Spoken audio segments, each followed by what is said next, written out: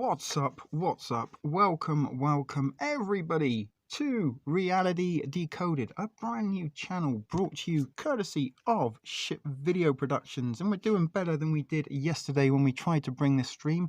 We've got 4 people watching, although we only had 3 yesterday, 2 of which were, I believe, my backup accounts, and Nancy Fanguy, the famous Cajun agent. So welcome, at least to Baby P and to Nancy, and let's see if or not we get any Gusset girls arriving in the not so distant future. And I'm guessing you like the intro, Nancy, is what you are talking about, and there are some emoji fingers, thumbs up, or peace sign, whichever that is. So welcome anyway to you guys that did manage to make it here at time. I did put a little bit of announcement out on TSP TV in a little attempt to see if we could gain some attention and let people know that we are going to be live tonight, and we are going to try again.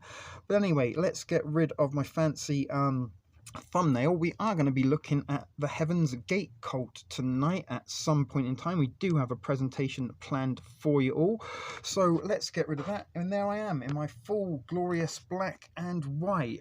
What's going on? How does that work for you? I liked it too. It was pretty cool. Well, thank you, Baby P. And I'm guessing really and truly, if I did have biggest fans, you two would more than likely be them. Although some people do claim to be my biggest fans, some people do claim to watch all my videos, yet sometimes they never seem to be here when my videos are in play. But never mind, let's forget about who isn't here and let's concentrate on who is. It's better to have a couple of you than no one. And it is a very weird cult, Nancy, and we are going to be looking a little bit in depth for it. And it's probably like the last time I can recall of a cult producing a mass suicide, you know. And there was obviously the sort of Jonestown massacre, which was 900 folks that committed suicide down there in a Guyanese jungle. But this took place on American soil in San Diego County, not too far away from where I once used to live.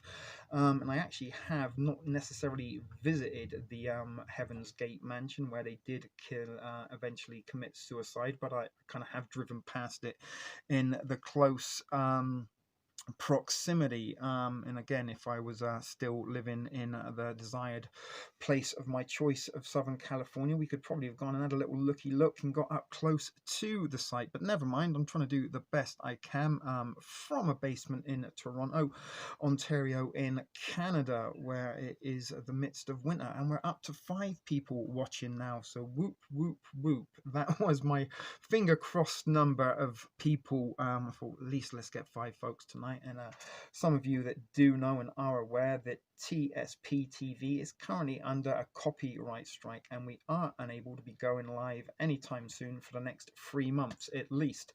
And if or not we do go live there again, we will remain to be seen. So a little bit in a sort of a temporary fix to that, because some of you guys were beginning to enjoy some of the live presentations we were putting together over there at TSP TV, and in particular I was enjoying a little bit getting into a rhythm and a routine and having a little bit of a purpose, putting together those presentations for your informative and educational purposes, as well as maybe a little pinch of entertainment for good measure. So as I said, some of you guys, thank you, Alan Habs. You found me. Thank you. I was just explaining, brother, we have had a little bit of calamity at the thrift store. So a little bit of a stopgap, a temporary fix was, you know what, let's get a new channel up and running. Let's see where it will lead us. It could be a new venture. It could be a whole new redirection. It could indeed just be like a pop-up shop for the next few months while we can't go live over at TSP TV. But I did do my best to inform the TSP folks that we do got a new channel. I did put a video up there the other day saying that we were closing down temporarily. I'm guessing not many people that did watch that out of the 120 something that did decide to click on that particular video didn't exactly watch it all the way to the very end, because that was when I did inform people that there was a new channel, Reality Decoded, that some of you have luckily found now. And glad to see you, Alan Habs. You certainly have boosted the not necessarily the ego, but the I've been feeling a little bit, not necessarily neglected, but a little bit nervous about all of this kind of new venture in endeavors. And certainly, yesterday, bless her, Nancy, she was the lone viewer that was here.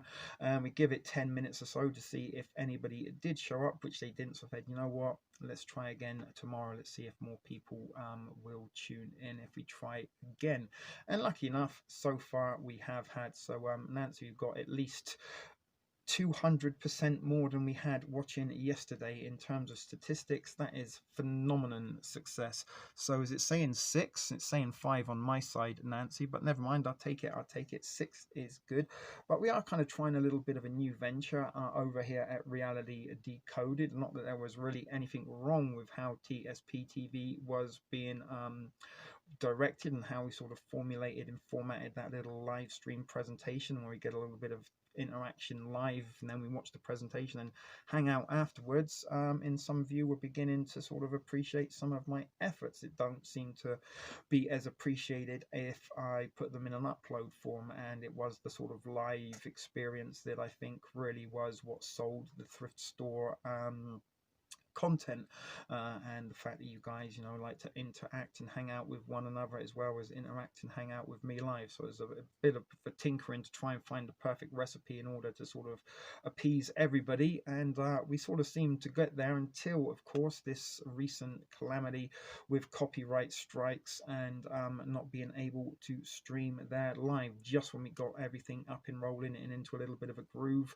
that wagon was knocked off the rails, and we've had to start and rebuild again a little bit from scratch over here. So as I was saying, it's a little bit sort of disheartening when you sort of do try to inform people that supposedly support you and watch you and have a little bit of an interest in what you've got to say, as well as sort of being part of the community, when they don't seem to sort of follow or pay much attention, or dare I say even ignore.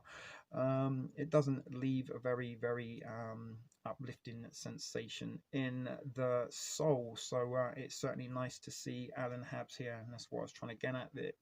That is certainly a boost that you managed to found us, and I'm certainly glad that you did. So we've been going 11 minutes now, and we still are saying 4 now on my side, Nancy. So maybe we've already scared a couple of folks away. I did post in Discord. I did even share the link on TSP TV in the community section. So if or not, people are still sort of maybe getting their sandwiches made, getting their snacks ready, putting their PJs on, maybe getting into their little, Sunday night outfits they like to watch alone in the dark when their husband's gone to sleep. Who knows? But we'll wait and see if a couple of more folks do tune in before we do start tonight's presentation. But as I said, guys, it was a little bit of a kick in the balls to be stopped in our tracks when we were on a little bit of a roll and seemed to be having things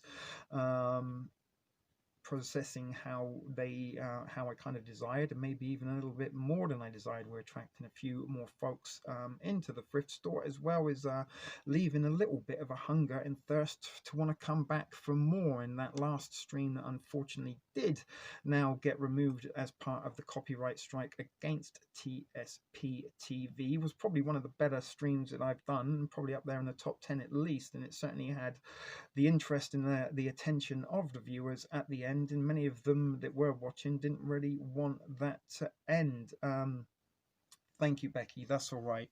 I know that you're doing your very best over there to help raise a little bit of interest for this endeavor. But at the same time, it is Christmas week. We are a few days from Christmas Day. Many people might have family and stuff, in town and going on, festivities going on that may and may not give them a reason not to be here, and quite rightly so. That's a better purpose and way to spend your time with loved ones than hanging out with a sad, lonely, jaded individual in his basement in Toronto, streaming to a handful of other lonely souls with nothing better to do. But as I said, it is a season to be jolly and merry, and period. Oh well, lucky Michelle being in Mexico, but then doesn't have the attention span, it seems, to pay that much attention to these presentations, as established in a recent conversation. But hopefully she's enjoying herself. I think it was her birthday or not, and again, one of the ones that could not have already subscribed and showed a little bit of support, chose not to. But as I said, it is birthday times over there, so maybe being on flights in trip heading to Mexico and enjoying some tequila and margaritas. I certainly wish that's where I was, rather than in a dingy little basement in the southern part of Toronto, Canada. Here, certainly some sunshine and vitamin D from the source would go an awful long way to lifting the spirits. Another sort of part of this time of year that I don't really like is I do get very depressed and don't really like to go outside when it's cold and miserable. There doesn't seem to be much enjoyment in that, and even when I do go outside to have a little smoke, that's hardly enjoyable. Imagine trying to have sex in a freezer and trying to have fun doing it. You might sort of get the sort of basic pleasures and indulgences of that activity, but at the same time, it wouldn't be very enjoyable. Um, I don't think it's as cold, although to be honest, it's been a little bit warmer and humid today in Toronto. We did have a couple of below -10 days last week, which weren't very pleasant, and did sort of, once that cold gets into the soul, doesn't exactly lift you that much. But as I said, we are still sort of hanging on just to make sure a couple of people may join a little bit later. If or not they do, some people did say that they wouldn't miss it on the videos I uploaded on TSP TV earlier this afternoon. But again, maybe other things have cropped up that are much more fun and interesting than this evening. But we are going to be looking, as I said, at the Heaven's Gate cult. Very interesting cult, because it kind of combined a little bit of Christianity with a little bit of UFOlogy, and they went a very strange and dark route after quite a long time of these people following them. They started in and around the 1970s, and some of the followers with them since the beginning right up until the end. Quite some devoted followers indeed to that sort of cause to be hanging around for that amount of time. But something I'm sort of more sort of trying to get to or unravel was, where and who exactly are these cults originated from? Who is behind them? Who is pulling the strings? Are they just, random individuals that suddenly come up with an idea, you know what, I'm going to start a cult. This is what it will compile of, UFOs and Christianity. Or is there a think tank behind it? Is there a governmental agency? We've looked at Tavistock Institute and just how much influence and manipulation they have over society, and if or not they are controlling society to the level of almost totalitarianism, it is debatable. But Tavistock do have their fingers in pretty much every single pie on the planet, one way or another, and they are an organization and a think tank that is designed for the manipulation of masses. Now, going back to some of the other content we did look at TSP TV in terms of Monarch programming in MK Ultra, and we sort of looked at the early days at, possibly Lee Harvey, Oswald as being a sort of candidate, maybe Marilyn Monroe, JFK, and the involvement to MK Ultra around that time. But in the early days of its experimentation, they were sort of working one-on-one, and after a period of time of, I guess, perfecting and getting that methodology down so you can have a handler and a alter or recipient of the mind control, once they got that, was the idea then to see, can we use these methods to manipulate the masses? And this is where we see the dawn of the cults, because sort of Manson family, Jonestown, and Heaven's Gate all kind of sprung up in around a few years of each other. So were these part of, once the hippie culture that we did look at, that was introduced by Tavistock in Laurel Canyon to the United States, the British invasion, we looked how Tavistock created the Rolling Stones and the Beatles to give us the good and the bad, but both the same revolutionary model that was, you know, intended to be delivered as a result of their music. And it did start the sort of flower power hippie sort of movement. And once that had been in and around for a little while, some of these people that have opened their minds took recreational drugs like LSD, magic mushrooms, very psychedelic. The 60s were indeed, in their terms of narcotics that were being distributed to the masses. These people then suddenly had an open mind, a wider perspective, and were looking for answers in different directions. So, were these cults? Were they concepts, new religions that were introduced to these newly open-minded individuals as a result of the manipulation and the programmatics behind the psychedelic era? Once you've got these cult, you know, enough people wrapped up in that kind of ideology, then you can finally tune certain parts of that movement. And maybe once you finally tune that one part of the movement, that will spread among them. And as I said, were these individuals like Charlie Manson, for instance, were they, you know, working for government agencies? Were they sort of pulled in, given a bit of an indoctoring? Were they given a character to play in terms of, you know, what Charles Manson played, what happened at Jonestown, and what happened at Heaven's Gate? Were the people behind these cults, were they operatives? Were they trained? Had they had some kind of monarch influence of their own? Or were they using monarch in their cults to manipulate the minds of the masses? And once the end result, mass suicide, is committed by the cult members, can they then hand in their research and information to the powers to be that then, okay, well, we managed to get 39 people to kill themselves. How can we methodologize that and put it into principle and practice for more than 39 people? And are we at a period of time now in 2020 where these little cult-like behaviors are being introduced? And in particular, Greta Thunberg, the climate cult. Look how many little rats that Pied Piper in particular is playing. And remember, nobody plays tunes that aren't meant to be heard, and whoever is paying the toll will call the tune. And Greta, I believe, is one of these characters who, similar, I'm not saying she's going to go and tell her followers to commit mass suicide, but neither did Heaven's Gate at the beginning. Once they kind of wrapped it up, it developed and developed and developed and developed and unraveled until they don't, well, you know what, the best way for us to reach a higher, sense of consciousness is to commit suicide. I like black and white, Nancy. I don't know why. It's something very, I don't know, makes things look better, I guess. And what's written in black and white can't lie.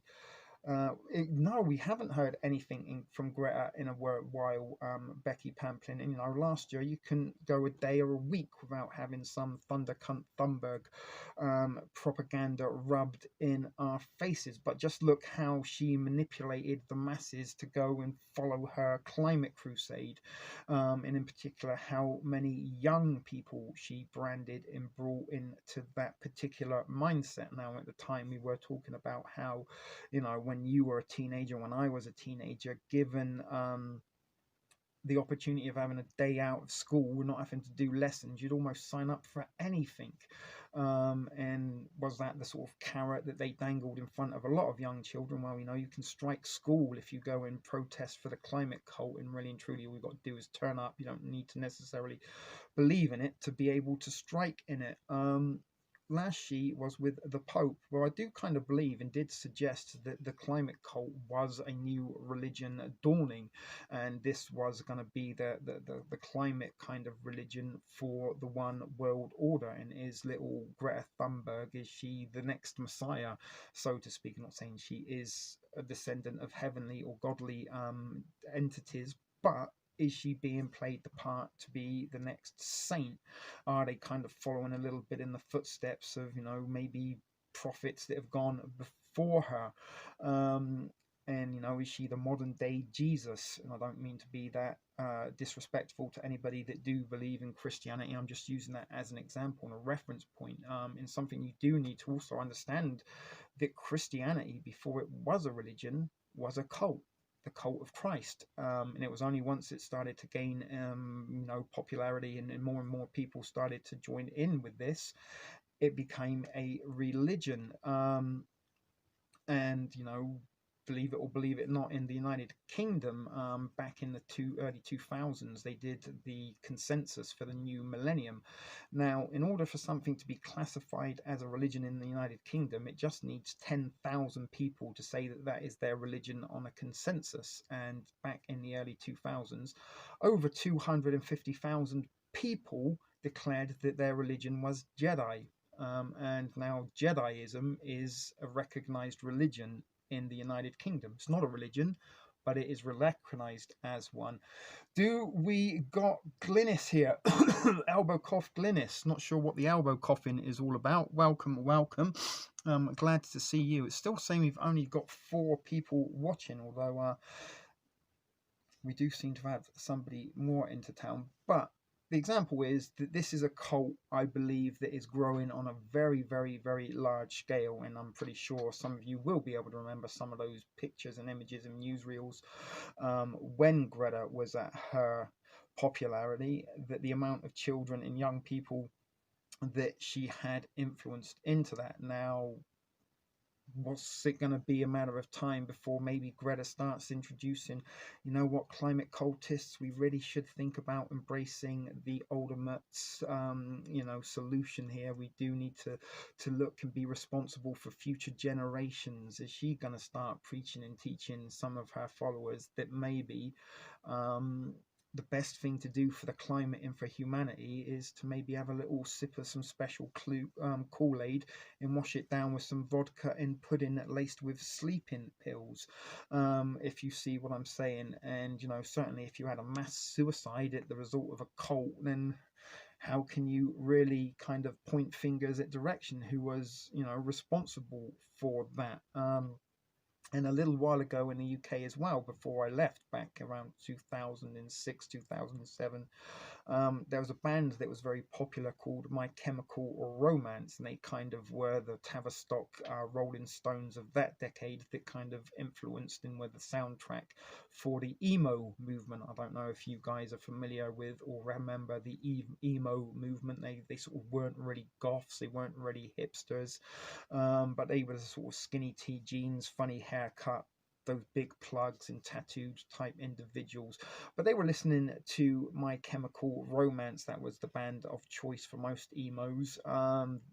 And there was a suicide, not necessarily a cult, but there was a series of suicides among young teenagers, and all of them kind of listened to the same My Chemical Romance song and almost left the same suicide note as one another. But was that examples and evidence of cult-like tactics and methodology hidden away within local music? But as I said, who is behind these cults is what we're sort of trying to understand and unravel, and sort of come to the I'm coming to the conclusion that these are indeed sort of carried out by secret agents in governmental alphabet agencies that are using covert operatives, or shills, should we say, to act as these cult leaders that have been programmed and trained and handled how to handle a cult of masses.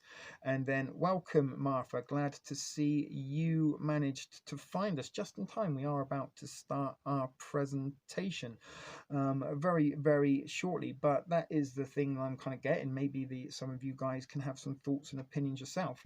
Do these cults, are they just individuals that come up with the idea one day and sort of find a partner in crime, and then go out and carry on building their cult? Or is somebody behind them? Is somebody funding them? Is somebody helping them get publicity and being able to put them into the public eye in order to gain a few followers? And then once you've got a few followers, the experimentation starts. It's a real live drill, so to speak, to see if we can get unsuspecting, unwilling people to eventually commit the ultimate sacrifice by Well, we started yesterday, Martha, but unfortunately only one person tuned in.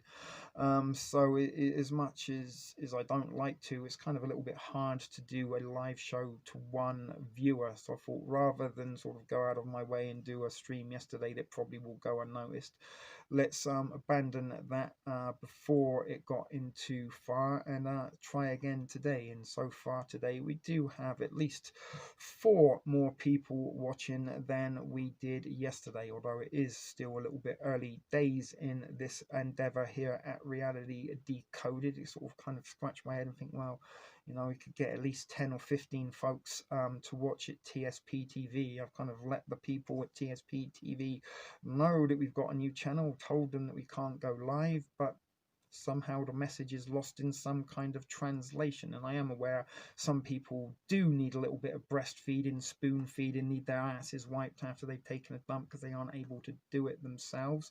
But there's only so much I guess I can do in order to raise a little bit of attention for this. But again, as we do establish, it is Christmas week, so maybe people got stuff going on, company parties, staff holidays, things like that. Who knows? Although with the lockdown and stuff going on, who can really go out and party and have festivities? I don't know. But as I said, there is only a few days between now and Christmas Day, so maybe people have started the festivities earlier. So that's why the video was removed yesterday, Martha. We gave it 10 minutes. Welcome, Kelly Kibo. So we're doing considerably better than yesterday when we had only one viewer tune in. So lucky enough today we do got a few more. Welcome, Kelly Kibo to Reality Decoded. So glad to see you. Tomorrow is the conjunction, you all. What's going on tomorrow, Nancy? Conjunction? What's conjunction tomorrow? 8 folks now. My goodness, might we get to the dizzy heights of 10? Maybe we should wrap this up while we're ahead and call it off in the next couple of minutes and see if we can get a couple of extra gusset girls into the house. But we have been going for, oh yeah, that's right, Saturn and Jupiter, all the planets do fall into alignment, and I believe this year we're going to get an actual Bethlehem star. It's something that only happens once every so many years, a little bit like Halley's Comet, the Christmas star. Interesting enough, I've been watching a couple of new Christmas movie releases, and both of them kind of contained reference to the Bethlehem star. In one in particular I watched, can't even remember, Christmas Chronicles 2, a Netflix movie. It's all about Santa Claus and Father Christmas in the North Pole, but contains what could be considered directed energy weaponry, wormhole, time travel, government contracting out the elves' labor, as well as this individual who sprayed some blue dust into the atmosphere that then got sprayed over the North Pole and made all the elves act angry. So, and that was in a Christmas movie, not a science fiction movie, not some deep routed tinfoil hat wearing conspiracy theorists YouTube channel. This was a not TV show, a streaming movie on Netflix that was designed to entertain people at Christmas. But wormholes, directed energy weaponry, atmospheric conditions, also had a purple dome that protected the North Pole where Santa and his village was. But they gained their power, and the power to the wormhole, and the the ability to give Santa the to get around the world in one night. He had a sort of time device, and the power source of the time device was the Bethlehem star. Now, with regards to where we're going very shortly with Heaven's Gate, what's his name, Applewhite, I'm terrible with names, but the dude, the crazy dude, I think his name was Applewhite, I forgot, it begins with an M. But anyway, hello Kenzo Benzo, welcome to Reality Decoded. Can't say that I recognize your name from the thrift store, so maybe you're a new person that's just found Reality Decoded by chance. But back to Heaven's Gate, they believed that Jesus Christ was the the personification of an extraterrestrial being that took the form of Jesus to spread the message. And they believed also that the Bethlehem star was not necessarily a star, it was maybe a spacecraft because it didn't behave in the ways and manners that a star. I'm not saying it did, and again, some of you do know I am an atheist. Yeah, one and two, but two, right? They blue beamed the elves, and they all went mental and crazy and started attacking the little guy, right? And they had the wormhole and the time travel, and then they even went back and interacted with the scenes from Home Alone, which was quite interesting and cool. But there was an awful lot going on in a Christmas movie that was a little bit science fiction and a little bit in the sort of realms of Project Bluebeam and what I've been talking about in the last few weeks. Devil speaks here, but they believed, back to the Heaven's Gate folks, they believed that the Bethlehem star was a UFO because it kind of sort of hovered and had, directed it its well in its way and led the three wise men to the manger. And this is a little bit of how the ideology of Heaven's Gate was built on the fact that maybe ancient aliens visited Bethlehem way back 2,000 years ago, and Jesus was, in fact, this is what they believe, not what I believe, but they believe that Jesus was a human being, but the vessel of Jesus was just that. It was a vessel, and residing inside that vessel was an alien that was from a higher existence. So now that we do got double digits, let's get today's presentation in place. Hopefully this will work. I've got to turn off the camera. There we go. Let me just level it up, make sure it's centralized.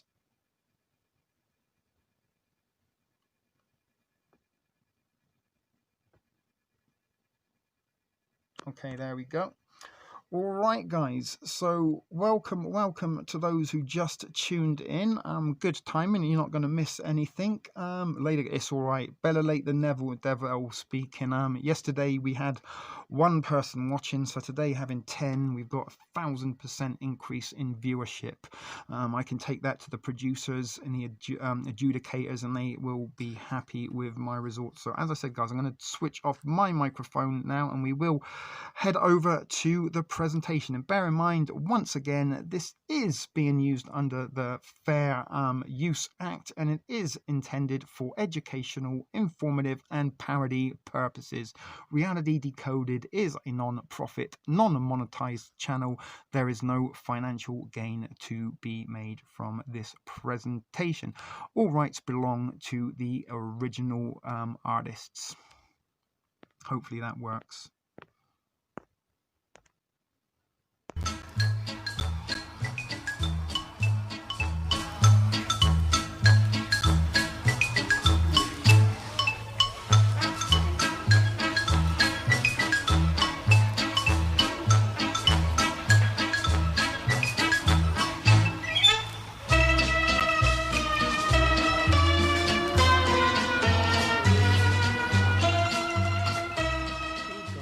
Here we go with tonight's feature presentation, where we are going to be looking a little bit in depth at the Heaven's Gate cult. So without further ado, let's dive in and find out a little bit more about them. Before we do, check out a little documentary that you may find interesting. If or not it gets copyright struck, we will wait and see on that. But until then, fingers crossed. But here we go with this first article, which does come from Ordered Dimensions, and there you can see the time of recording, 5:08 on Saturday, December the 19th, 2020, the year that just don't quit. Is it going to get a little bit weirder? Are we going to see some kind of Heaven Gates cult commit mass suicide in order to transcend to another dimension, in order to avoid catching COVID-19 before the ball drops on December the 31st? Who knows? Are we going to see a hoax alien invasion? Wait and see. Watch this space. I'm not going to rule anything out as our augmented reality continues to augment. But anyway, back to Heaven's Gate, guys. So they were a cult that killed themselves in order to board a waiting UFO that was hiding behind a comet. And that was not the only bizarre and weird thing that the Heaven's Gate cult were all up about. So let's keep going down, and there you can see their little logo, which you may have caught on the thumbnail a little bit earlier. But the Halibop brings close the Heaven's Gate. So who are they exactly? And if you can also see, there's a little bit of blue beaming and purpleness going on there, some kind of triangle, and it looks a little bit like the Green Bay Packers sort of insignia, and not too dissimilar to the Super Bowl trophy, which I never understood why they called it the Super Bowl, because you don't get a bowl if you win. But anyway, who were Heaven's Gates? Applewhite's family could understand how the man they knew, a friendly, happy, caring Christian and devoted husband and father of two, could walk away from everything to found a cult. But that's exactly what Marshall Applewhite did, and there he is, bizarre looking individual to say the least. He does look a little bit like sort of a sci-fi villain in his own right, something you might sort of see in Lost in Space, is like the evil Dr. Smith. But anyway, it wasn't any cult. He created the Heaven's Gate cult. Well, some people argue the cult of all cults, although Jonestown is up there, certainly for body count alone. Maybe we'll have to have a little look at Jonestown at some point in the not so distant future at Reality Decoded. But anyway, he didn't form any cult. He formed the Heaven's Gate cult. That was strange, even among the new bizarre age relief beliefs that were popularized in the 1970s, sort of coming out of that kind of radicalized 60s inspired Tavistock psychedelic hippie era. Most young teenagers and young people at that time started to get a little bit radicalized, revolutionary, and started to disassociate with common sort of social practices and adopt quite a lot of new ethics and beliefs and behavioral patterns as part of the mass manipulation of society in the 1960s. And coming out of that into the 70s, we kind of had that flower power, hippie child, new age kind of sort of fads and trends that were very popularized by the young contemporaries. And in those period of time, this is when some of these bizarre cults come up to the surface, and in particularly due to the result of popularity of UFOs and such forth. This is where the Heaven's Gate cult merged religion and sci-fi to create their one wonder religion, and wonderful ideas and ethics that they had not. But let's continue on. It was a time when a generation of free spirits were leaving the conventional behind to find themselves, or were they finding themselves? As we've already established, Tavistock Institute does play an incredibly large amount of influence in the way society behaves and conducts itself, what music it listens to, what clothes it wears, what food it eats, yada yada, whoop-de-woo, ray tay tay. So was one of this is where I'm kind of going with the Tavistock connection, is are these cults originated from something else? Are these people just, mild-mannered individuals that one day wake up and decide, you know what, let's just start a cult? That seems like a good idea.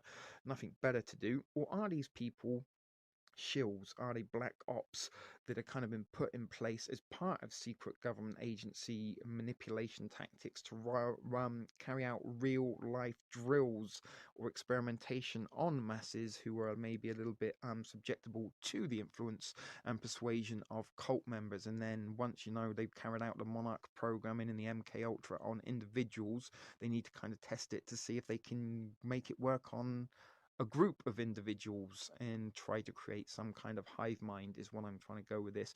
So are these cults, a little bit governmental black operations in work, carrying out real life experiments, role playing, real life drill type thing to see if the effects of MK Ultra and Monarch programming will work on the masses? And in the end result of Heaven's Gate, spoiler alert guys, it worked quite well, because quite a few of them did decide to off themselves under the ethics and beliefs and practices of the Heaven Gate. But for one, Heaven's Gate was the first cult to go high tech. It had a website before most traditional businesses did, and its beliefs were meticulously spacey, involving aliens, UFOs, and talk of ascension into the next level. Visitors to the website were not quite sure if they were reading was a joke or not. We might even have a little look at their website because it's still up before the end of this presentation. But the cult borrowed much from Christianity, as Applewhite claimed to be able to save his followers from Lucifer. Applewhite, luckily, was the reincarnation of Jesus, he claimed. And it was a combination that provoked laughter and ridicule among, more often than not, it converted, but somehow it did convert. The birth of Heaven's Gate, and there is a picture of Marshall and his co-worker, whose name I can't remember now. I'm terrible with names. But Marshall Applewhite, the son of a Presbyterian minister, was born in 1931 in Texas.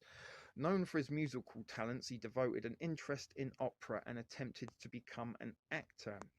Sadly, his dreams didn't work out, so he pursued music careers at universities instead, acting as a music professor in Houston. In 1970, he was allegedly fired from his job as a music professor at Houston University of St. Thomas because of an alleged affair with one of the male students there. He was a closet homosexual.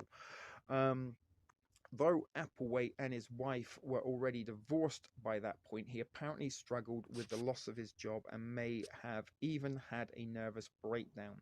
A couple of years later, he met Bonnie Nettles. That was her name. I should remember. That's quite an easy name to remember. But she was a 44-year-old nurse and with a strong interest in biblical prophecy, as well as a few lesser-known spiritual beliefs. While the true story of how Applegate met Nettles remains murky, Applewhite's sister, again, in this murkiness of how they mate, where they sort of put together by sort of secret agents in a hotel room somewhere that wasn't bugged, and were they given envelopes and given their personas and their orders to carry out? Were they indeed monarchs themselves? Who knows? As it says, it remains murky. But Applewhite's sister maintains that he entered a Houston hospital with heart trouble and that Nettles was one of the nurses who treated him. Apparently, Nettles convinced Applewhite that he had a purpose and that God had saved him for a reason. Alternative reports say Applewhite had checked himself into a psychiatric hospital where he met Nettles, and Applewhite himself would say that he was simply visiting a friend in the hospital when he encountered Nettles. So that sounds a little bit more along the lines of what could have possibly happened. But regardless of how they met, Applewhite would later recall that he felt he had known Nettles for a very long time and ultimately concluded that they had met in a past life. Nettles' story was a bit different. She said their meeting had been foretold by her extraterrestrial friends. But in 1973, Marshall and Nettles were convinced that they were the two witnesses described in the biblical book of Revelation, and that they were gifted higher level minds than other people, and that they would prepare the way for the kingdom of heaven. They wrote a pamphlet describing how Jesus had been reincarnated as a Texas implying that had been reincarnated as a Texas, implying that Applewhite was Jesus. Before long, UFOs were added into the mix. Applewhite and Nettles began to call themselves Bo and Peep because they wanted a flock of sheep to follow them, and that was how they were first referred to in their cult form, as Bo and Peep. They were also known as Him and Her and Doe and T, and Doe and T comes from The Sound of Music, which was apparently Bonnie's favourite movie. And if you can remember, Doe, a deer, a female deer, Ray, a drop of golden sun, T, a drink I'd call myself, far a long, long way to run, etc., etc. And I actually do believe that the tones in Close Encounters of the Third Kind are Do, Re, and Ti. Do, Re, Ti, Do, La. I believe, but I may be wrong. If you're a musician, you might be able to help me out there. But Do and Ti were what they were then known as for that part of, for then on afterwards until the point of their demise. But sometimes they even went by Winnie and Pooh or Tiddly and Wink. Theirs was a platonic, sexless partnership in keeping with the aesthetic life they would become to encourage among their followers. Heaven's Gate recruits followers. So Applewhite and Nettles, Doe and T, wasted no time in advertising their new cult, despite how disorganized it was at first. Before they gave presentations, they would distribute posters that often promoted a bizarre mix of conspiracy theory, science fiction, and I can't read that word. Prostillation. It's lots of T's and Z's, and that one's a difficult one to get out. Sorry, guys. Regional dialect and all. But they published advertisements for meetings where they recruited disciples who they called the crew, a little bit like the Star Trek crew on the SS Enterprise, USS Enterprise rather. They called themselves a crew. At events, they purported to represent beings from another planet, the next level, and they sought participants for an experiment. Again, was that experiment a Monarch MK Ultra experiment carried out by secret governmental agencies in a clandestine manner on unsuspecting civilians and citizens who thought they were just going to meetings to learn about aliens and stuff? Before they know it, they're cutting off their testicles and then carrying out Harry Carry while wearing some fancy Nikes. But they started that those who agreed to take part in the experiment would be brought into a higher evolutionary level.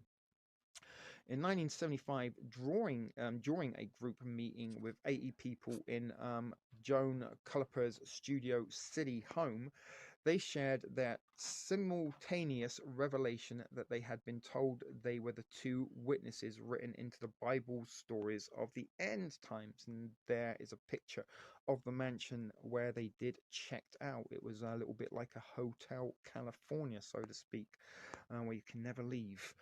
It was in California that they died in, actually not far from where I once used to live in San Diego, believe it or believe it not. But there was yet these inventions were undeniably eye-catching. The word UFOs would often appear in big letters at the top, with a disclaimer at the bottom, not a discussion of UFO sightings or phenomena.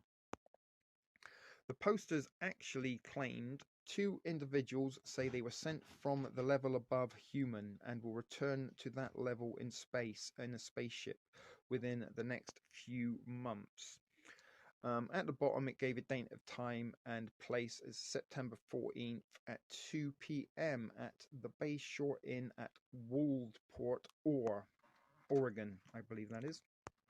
In 75, Bo and Peep received national attention after they gave a successful presentation in Oregon. In this presentation and others like it, Applewhite and Nettles promoted Heaven's Gate, then called Human Individual Metamorphosis or Total Overcomers Anonymous. In HIM was the acronym to the Human Individual Metamorphosis. With the promise that a spaceship would come and whisk the cult members away to salvation. And there is a picture of them at one of those meetings talking about stuff in their snazzy little outfits there. But first, they had to renounce sex, drugs, and earthly possessions. Imagine there's no heaven. Yada yada, woo woo, John Lennon's Imagine song. But they had to give the people who signed up for this cult had to give up all their superficial earthly possessions, drugs, alcohol, and sex. And in some cases, they needed to renounce their own families. Only then could they be elevated to a new world. Interesting choice of words there, but a new world and a better life known as Tela, the evolutionary level above human. And that was what Tela is an acronym for. The estimated 200 people attended the Oregon event. While many in town thought it was laughable at first, at least a couple of dozen people were interested enough to follow up the cult and saying goodbye to their loved ones in the processes. Through this grassroots approach, the founders of Heaven's Gate cult were able to convince people to leave their homes and earthly belongings behind to follow the groups for about 2 decades. And they were out on the road camping in tents, in RVs, and such forth, with all the elements. They kind of tried to live in what they considered good spirit states, like California, Oregon, warmer places, but they were a little bit nomadic for like 20 years, and they really did have some devoted followers that followed them for the entire duration of that time, believe it or believe it not. But many of them named they followed around for 2 decades, and the cult members didn't have a real home, and many of them maintained their anonymity. They also eventually changed their names as part of their disassociation from society. They adopted different names, but they all had to have the same surname Odie. And they were like K.O.D. and B.O.D. and John Jody. But as long as they had Odie in at the end of their name, they could change it to pretty much what they wanted.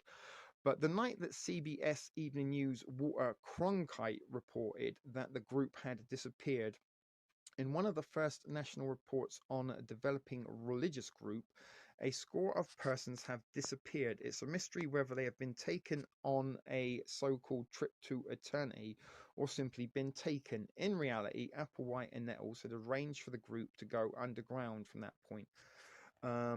Doe and T, pronounced Doe and T, a little bit like TSP, but I assure you I ain't a cult member, a cult leader, or trying to build a former cult.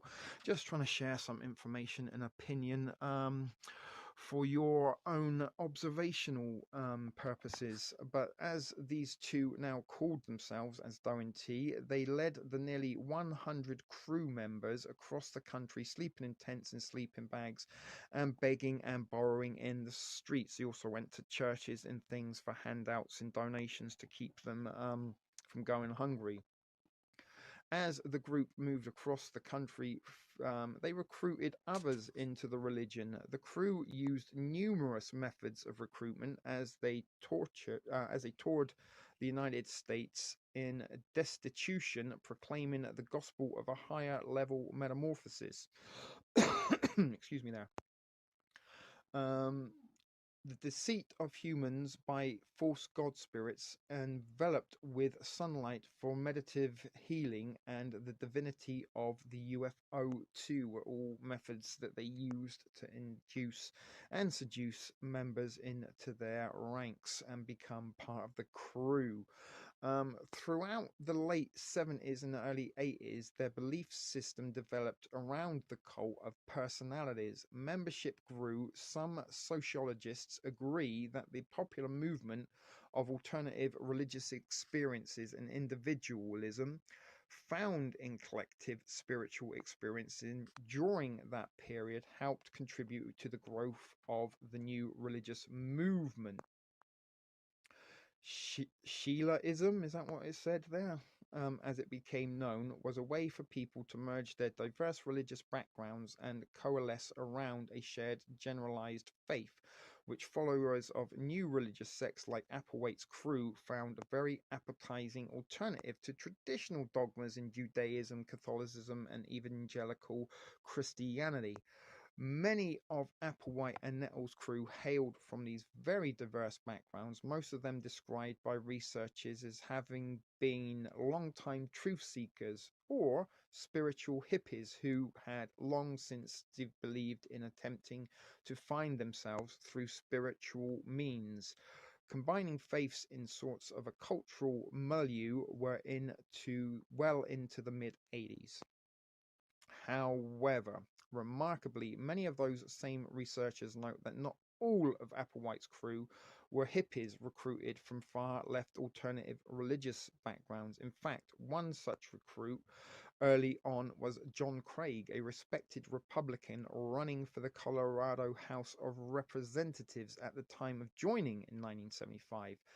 As recruit members grew in its pre-internet dates, the clan of UFO followers all seemed to have a common need for communal belonging and an alternative path to higher existence without the constraints of institutionalized faith. Life inside the Heaven's Gate community was a radical move, but for some, the choice encompassed the spirit of the decade. Many were willing to give up the conventional lives they had started and seeking a new spiritual answers to old questions. As with most cults, they left their families behind. Applewhite told initiates to in a video indoctrination introduction rather.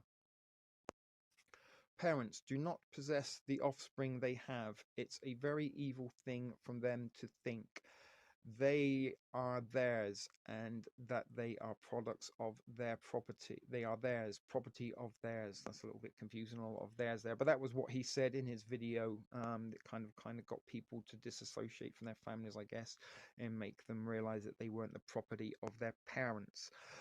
As if abandoning their families and all their money wasn't enough, members were also expected to follow incredibly strict rules, including no sex, no human level relationships, no socializing.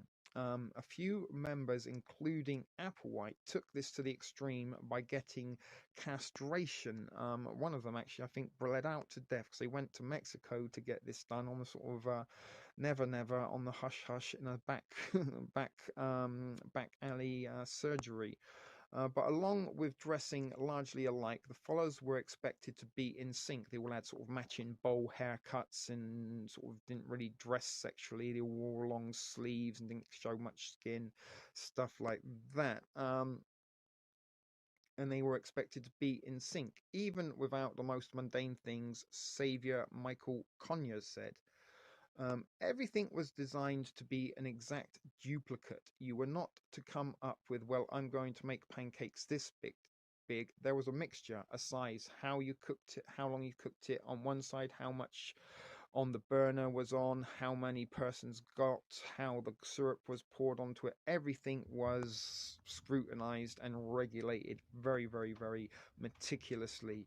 Um, they even used to cut each other's hair as well. They take it in turn and chopping the bowl cuts into style.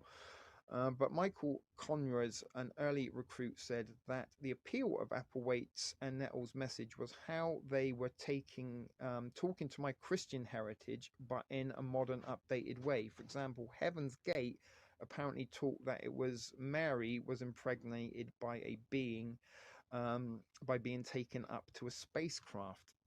And they believed also that Jesus Christ was an extraterrestrial being resided within the body and the vessel of Jesus Christ, because they all believed that the body in the human form was the vessel that just carried the spirit, and the spirit would transcend that vessel and go off into the spaceship for salvation. But now, as unbelievable as that sounds, that was an answer. That was a better than just plain virgin birth. It was a technical, it had a physicality to it.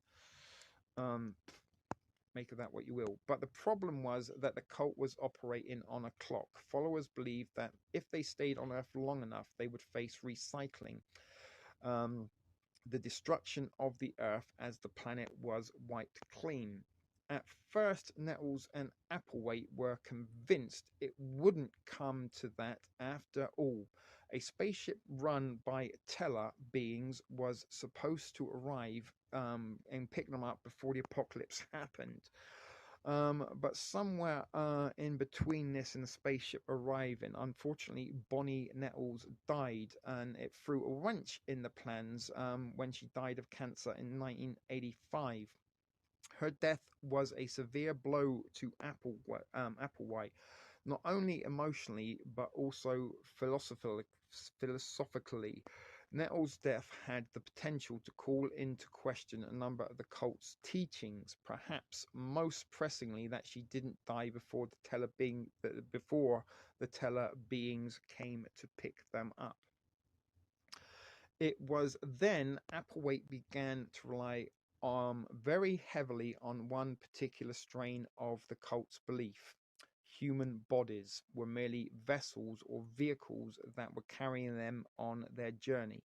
and that they could be abandoned when they were ready to ascend the next level. And this was the implantation and the beginning and the formulation of the mass suicide, and that was the end result of some 39 members of the Heaven's Gate cult down there in Southern California. But Applewhite said had left her body. This was Nettles. Applewhite said had left her body and had returned to her home among teller beings, but he apparently still had work to do on this plane of existence and would finish out their project and guide the cult members to meet her. So he kind of used her death. It could have been devastating, but he kind of used it to sort of, from the ashes, he refueled the cult and sort of redirected it into believing that she had transcended, and those people within the cult that had such a devotion towards her were only too happy to want and willing to go along to get the chance to go and meet her again on the spaceship where she was waiting for. But the mass suicide, the members of Heaven's Gate believed that suicide was wrong, but their definition of suicide was far different from the traditional one. They believed that the true meaning of suicide was turning against the next level when it was being offered to them. Tragically, this fatal offer was made in March 1997. And there are a couple of the victims after they transcended, lying brown bread dead as a doornail there on a couple of mattresses and a sofa. And interestingly enough, they were covered with a 3 foot by 3 foot purple cloth. 33 and purple, guys. Make of that what you will. But it's not clear exactly where Applegate got the idea that there was a UFO tailing behind the Hale-Bopp comet. The brilliant comet whose forthcoming appearance was being forecasted by an excited press. There's quite a lot of people talking about the Hale-Bopp comet, if you can remember back in the day. And I think I went up and sat on a couple of hills local to my hometown of Swindon in the United Kingdom to go and look at that, with probably a spliff or two.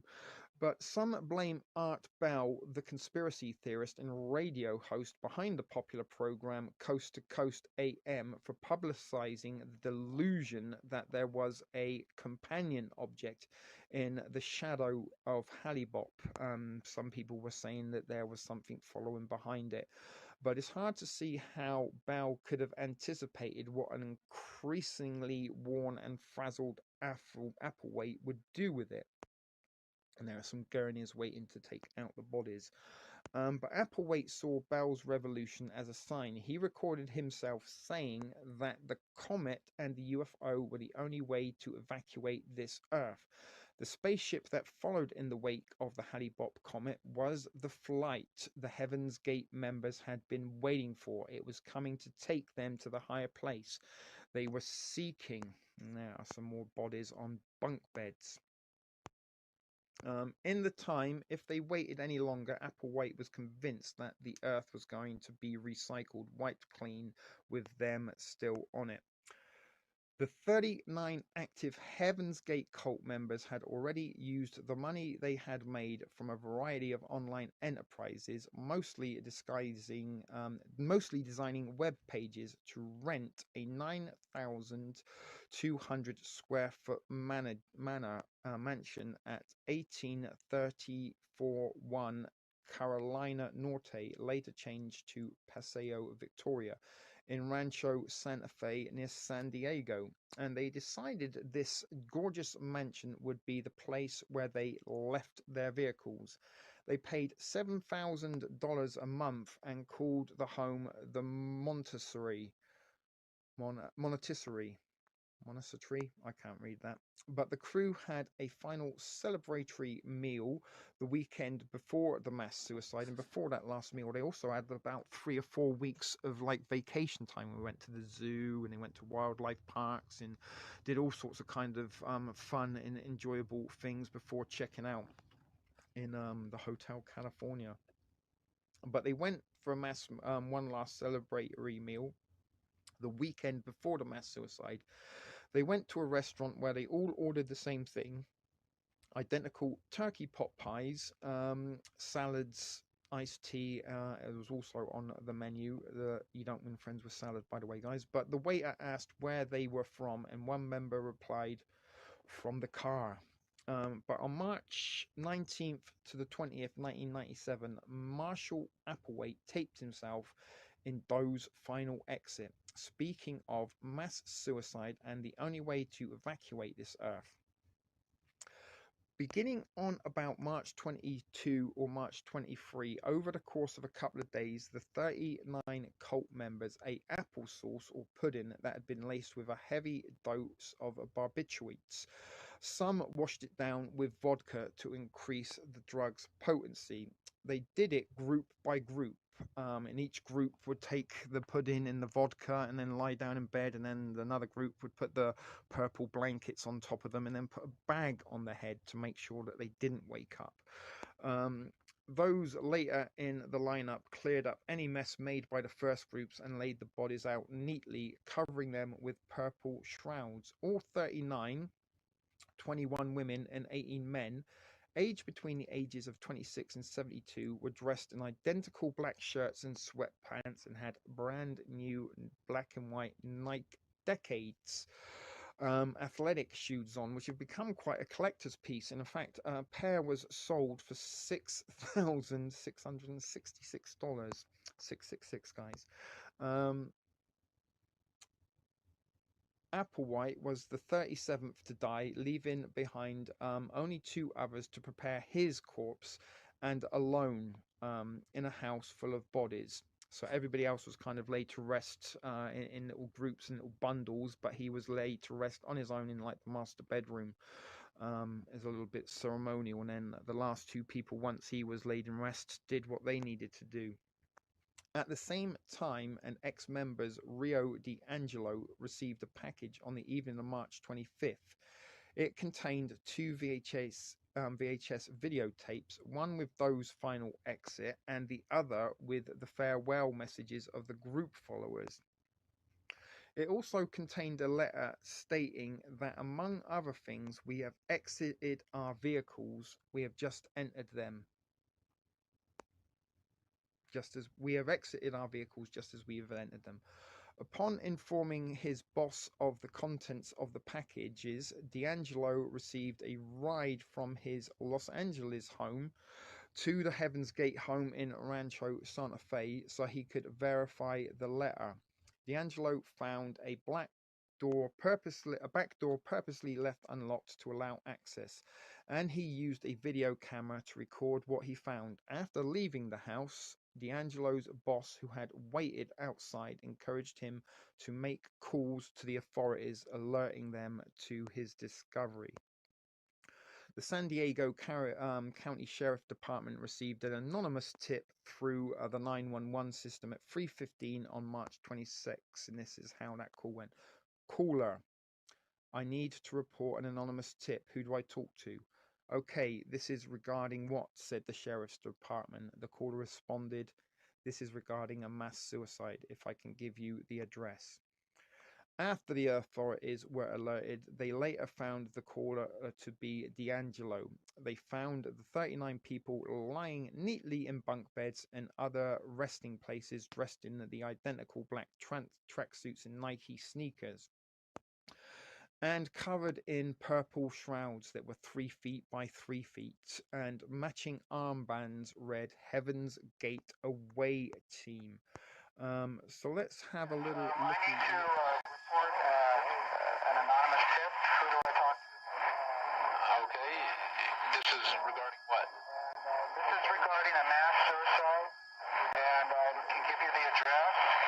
The address seemed the unlikeliest of places, a mansion in a quiet, affluent suburb of San Diego. I have a gagging reflex with smells, so I wanted to take care of that. So I put cologne on my shirt, put my shirt over my nose. Rio D'Angelo was the first one to discover the bodies and called 911. 21 women and 18 men had taken their own lives.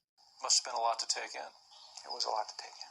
It was disturbing because I'm yelling for people to see if they're still alive, and I'm also saying goodbye as I walk through.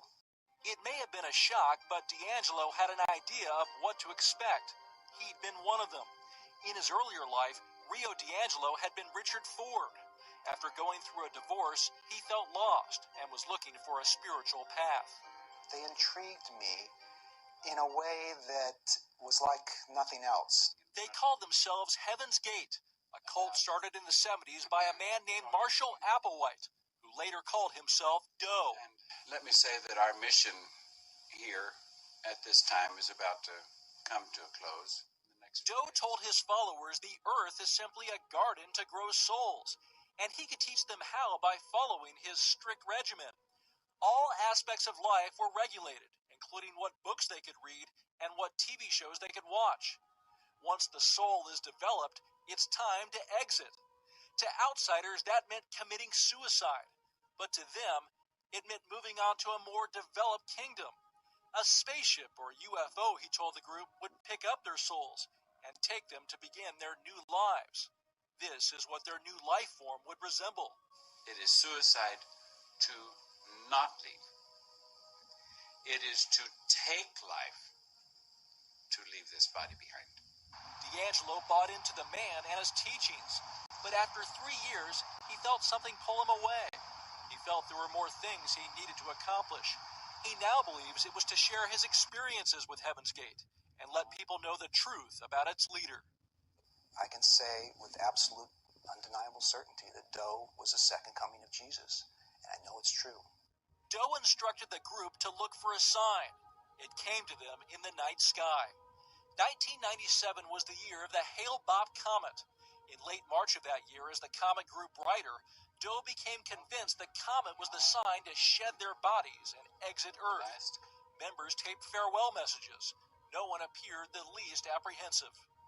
This is Hudson. I mean, this is the answer to everything. For them, exiting their vehicles, as they called it, meant graduation. They bought graduation outfits, black pants and shirts, each adorned with a Heaven's Gate patch.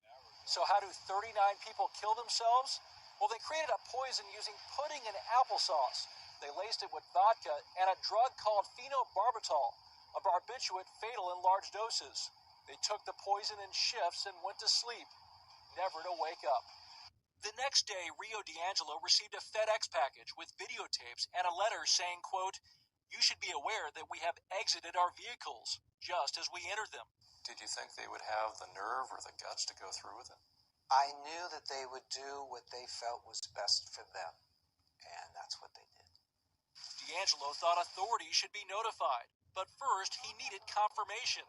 He drove to the mansion from where he was living in Los Angeles. A back door had purposely been left unlocked. So I walk up into the living area, the living room, and that's when I start to notice the mattresses with people lying on them with the purple shroud. And, of course, I knew from the odor what was happening. D'Angelo filmed what he saw. The uniformity eerie and striking. They were all in identical positions, face up on a mattress. Everyone wearing their black outfit, Nike shoes, and most covered with purple shrouds. In the master bedroom alone, there was Doe, the leader. This story became a media firestorm. Rio D'Angelo became famous, appearing on the cover of Newsweek. A decade later, he's still a believer, even though Heaven's Gate is no longer around. He says his friends' deaths were not suicides because their souls live on at the next level. He understands what they did, but has no plans to take his own life. They all knew what they were doing. They all felt very happy about what they did. And they knew where they were going. And they knew who their guide and teacher was. Dan Simon, CNN, Los Angeles. So there you go, guys. There was a little bit about the Heaven's Gate cult. Before we do go and look at a further documentary, a little bit more information about them. For your interest and educational and informational purposes. We're going to have a quick gander at the Heaven's Gate website itself because it was out before many people, it predates Google, Jeeves, all these kind of things. It was sort of quite ahead of its time in quite some respects. They utilized technology that wasn't really sort of accessed by the majority of folks as it is today. Back then, to kind of popularize and spread the message of their particular cults. Anyway, let's go and have a quick look at that before we go and check out the documentary in I've mentioned. Here we are at the Heaven's Gate website itself, heavensgate.com, and look, red alert, Halibop brings closure to the Heaven's Gate, and there is their purpley blue beamy logo and decals there, and almost looks a little bit like the Star Wars scroll there. But whether Halibop has a companion or not, it's irrelevant from our perspective. However, its arrival is joyously very significant to us at Heaven's Gate. The joy is that our older member in the evolutionary level above humans, the kingdom of heaven, has made it clear to us that Halibop's approach is the marker we have been waiting for. The time of the arrival of the spacecraft from the level above humans to take us home to their world. In the literal heavens, our 22 years of classroom here on planet Earth is finally coming to conclusion. Graduation from human evolutionary level. We are happily prepared to leave this world to go with T's crew, and that's how they open. But if you study the material on this website, you will hopefully understand our joy and what our purpose here on Earth has been. If you ever find your boarding pass to leave with us during this brief window, we are so thankful that we have been recipients of this opportunity to prepare for the membership in their kingdom and to experience their boundless caring and nurturing. So there's lots of stuff and lessons in here. We're not going to look at all of it, guys. I'm just showing you this for reference, and if you want to go and look at it and see what it's all about for yourself, then you can do so. But it's very, very colourful, and as you can see, a lot of purple, guys, a lot of purple, and each and every one of these you can kind of click on, and there's transcripts and messages and lessons there. And if you want to order their hard copy of a book, you can do so there. And there's some videotapes. You can get German translation. So this was, as I said, I don't know how much they update it, but this website was very, very, very ahead of its time in terms of how business was conducted. You know, many companies that are now pretty much primarily web-based didn't even have a website when the Heaven's Gators were offering you their services there. And there are transcripts of the videos, the two videos that we just heard about in the previous segment of this presentation. And you can request for materials, although I don't know who's exactly going to, carry out those requests. If there are any Heaven Gates people that are still left carrying out in operating this website or not, I don't know. But you can send them a postal message there if you so wish, in the old snail mail tradition of things in Arizona. But you've got access to their online booklet, the intro, purpose, belief statement by an ET. All these things are available to watch on this page, which we're not going to do right now. But as I said, that is their little website, and as I said, it's a little bit interesting because it's been around since the 1990s, guys.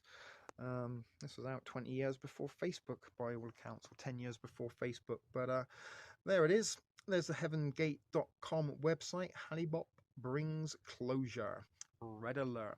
So let's go and have a little look at this documentary that is being used under the Fair Use Act for information and educational purposes, and maybe even a little bit of parody thrown in for good measure, because you can use things for parody as well under the fair use. So we're going to be doing all of that under the Fair Use Act, as we do take a little look now at a documentary about the Heaven's Gate cult.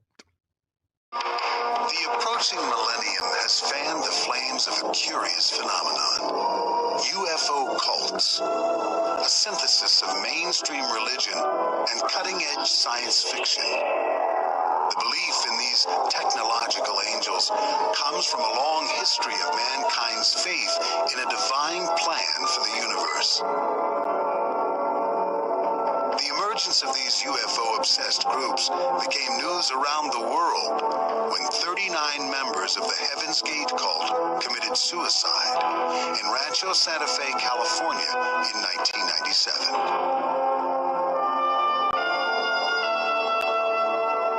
Survivors of Heaven's Gate provide true stories, which read like sci-fi novels. A cult leader's daughter tells of her mother's search for UFOs. It's true. A mother of a suicide victim describes her son's alien transformation.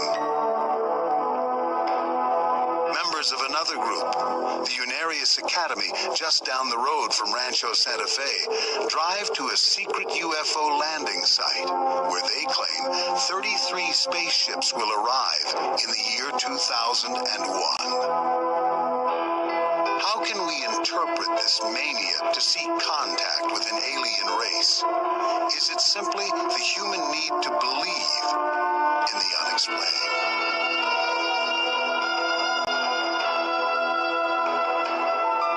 A moment ago when I said that the big surprise could come, that spacecrafts could come in by the thousands, maybe come in shifts. In March 1997, Marshall Applewhite, the leader of Heaven's Gate, told his followers there was a UFO in the tail of the Hale-Bopp comet, which orbits the Earth once every 2,000 years. He convinced them that this was their signal to board the flying saucer, which would take them into eternity. In order to catch this ride, the 39 cult members committed suicide by a combination of phenobarbital, alcohol, and suffocation. For reasons that still remain unanswered, they wore Nike running shoes, sported buzz haircuts, and carried $5 of quarters in their pockets. This tragedy was the culmination of 22 years of behavior modification under Marshall Applewhite's spell. What once started out as a grassroots Christian sect evolved into a dark millennial cult with beliefs in aliens and Armageddon. So when they presented the picture of being able to literally leave in a craft, so to speak, which they were saying was similar to what Jesus did. He actually left in a physical body. When they overlaid that with modern-day technological information, like that cloud of light was a UFO, it all lined up for me. Early on, Marshall Applewhite and his co-leader Bonnie Nettles had convinced themselves and their followers that they were God's emissaries, here to lead humanity out of a corrupt world. Applewhite said he and Nettles had come from outer space, taking on human bodies as camouflage. They offered salvation to members who could overcome their attachment to human desires such as sex, money, and drugs. Where did this desperate and bizarre mixture of sci-fi and millennial madness begin? Before Marshall Applewhite and Bonnie Lou Nettles became so-called alien agents, they were living separate lives of quiet desperation. Their twisted partnership began some 25 years earlier in Houston. Bonnie's daughter, Terry Nettles, recalls when she was 14 years old, she and her mother would stand in their backyard, searching the skies for UFOs, hoping they would be transported. It would be really neat if one would come and pick us up and take us away, because neither one of us really felt like we were part of this world, that we were always on the outside looking in. And we used to dream about that a lot. We wanted something different. At the same time, in nearby Corpus Christi, Marshall Applewhite's perfect life began to unravel. His 16-year marriage dissolved and his career as a college music professor ended when he was accused of a sexual relationship with a male student. Then Applewhite met Bonnie Lou Nettles, Nettles, just as her 23-year marriage was ending as well. They met in 72 at the theater I used to work at. He was teaching music and drama. It started out with my mom doing astrology charts for the mothers. And I remember her telling me, we were in the living room, that there was something about his chart, something there that was a lot different than somebody else's. From the start, her relationship with Marshall Applewhite was based on a spiritual connection that shunned sex. They turned their New Age and Christian ideologies into a business and went searching for followers. While Nettles recited the Bible inside and out, Applewhite, also known as Herf, was the charming frontman. On New Year's Day, 1973, Applewhite and Nettles set out on what they called a spiritual road trip. Though Bonnie Nettles left her daughter and son behind with her ex-husband, she wrote to Terry regularly. It's really difficult to believe all this. After a year on the road, their unorthodox gospel began to take shape. We knew the urgency. July 26, 1973. Dearest Terry, we have finally come out of the wilderness and know what our mission is. It is definitely a big one. In fact, we have been sent to fulfill the scriptures, the same as Jesus and others came to do. This has been revealed in John's Revelations. I am not kidding, baby. This is for real. I knew it was something very important from the very beginning. Along the way, they had financial difficulties, and Applewhite was arrested in Kansas for stealing a rental car. During his 6-month jail sentence, he fine-tuned his doctrine. Upon Applewhite's release, he and Nettles contacted UFO researcher Hayden Hughes in hope of spreading their message. Herf Applewhite said, Hayden, you could do our mission a tremendous service by whatever means you have available to you, by simply stating that there are two individuals here to show that death can be overcome like Jesus did 2,000 years ago. And they compared it much like a caterpillar turning into a butterfly, that their life here would go through a metamorphosis into a level above humans. They called their group Human Individual Metamorphosis. By the fall of 1975, Applewhite and Nettles gave themselves names like Bow and Peep, Guinea and Pig, or Doe and Tea, notes in the musical scale. They also referred to themselves as the Two, based on the two witnesses in the book of Revelations who were slain and then ascended into heaven. At their recruitment meetings all across the country, they were extremely persuasive with their sci-fi pitch to potential members. That was so intriguing to me, is what was it? What combination came together that compelled people literally to, as in the apostolic age, this was Peter and James and John and Matthew suddenly leaving their work and following the teacher. We had the same situation here. They simply said, come with us, and they did. Applewhite even convinced people he could communicate telepathically through secret codes of thought. He said, Mr. Hughes, if you ever need to get a hold of me, gave me a secret code, which was mentally praying to Bonnie and Herf with the Lord's Prayer. And then about 14, 15 months later, there was widespread publicity about some people that disappeared in Oregon after attending a UFO lecture. So I decided to use the code. Then the next morning received a telephone call, and when he said, you have now asked, I thought, well, maybe these people are, who they say they are. Human Individual Metamorphosis attracted a number of veterans of the fading hippie counterculture. Most of the members had been involved in other religious endeavors, as transcendental meditation, tarot cards, astrology. They were religious seekers for the most part. In order to keep the business going, members sold blood at blood banks and asked for contributions from Christian bookstores. Some wealthy members gave their trust funds to the group. One of the early recruits was 19-year-old David Moore, to the utter amazement of his mother, Nancy Brown. When David came to say goodbye, I was observing him very closely to see if he showed any signs of being a little off balance, or being, kind of wild-eyed, or not making sense. But he seemed very calm, and he told me that this was something that spoke to him in a way that nothing that he had come across before had. Applewhite and Nettles hated the attention of reporters, whom they believed asked annoying questions about Applewhite's past and the cult's financial situation. In 1976, the group went underground, living on campgrounds in so-called good energy states like Colorado, California, and Arizona.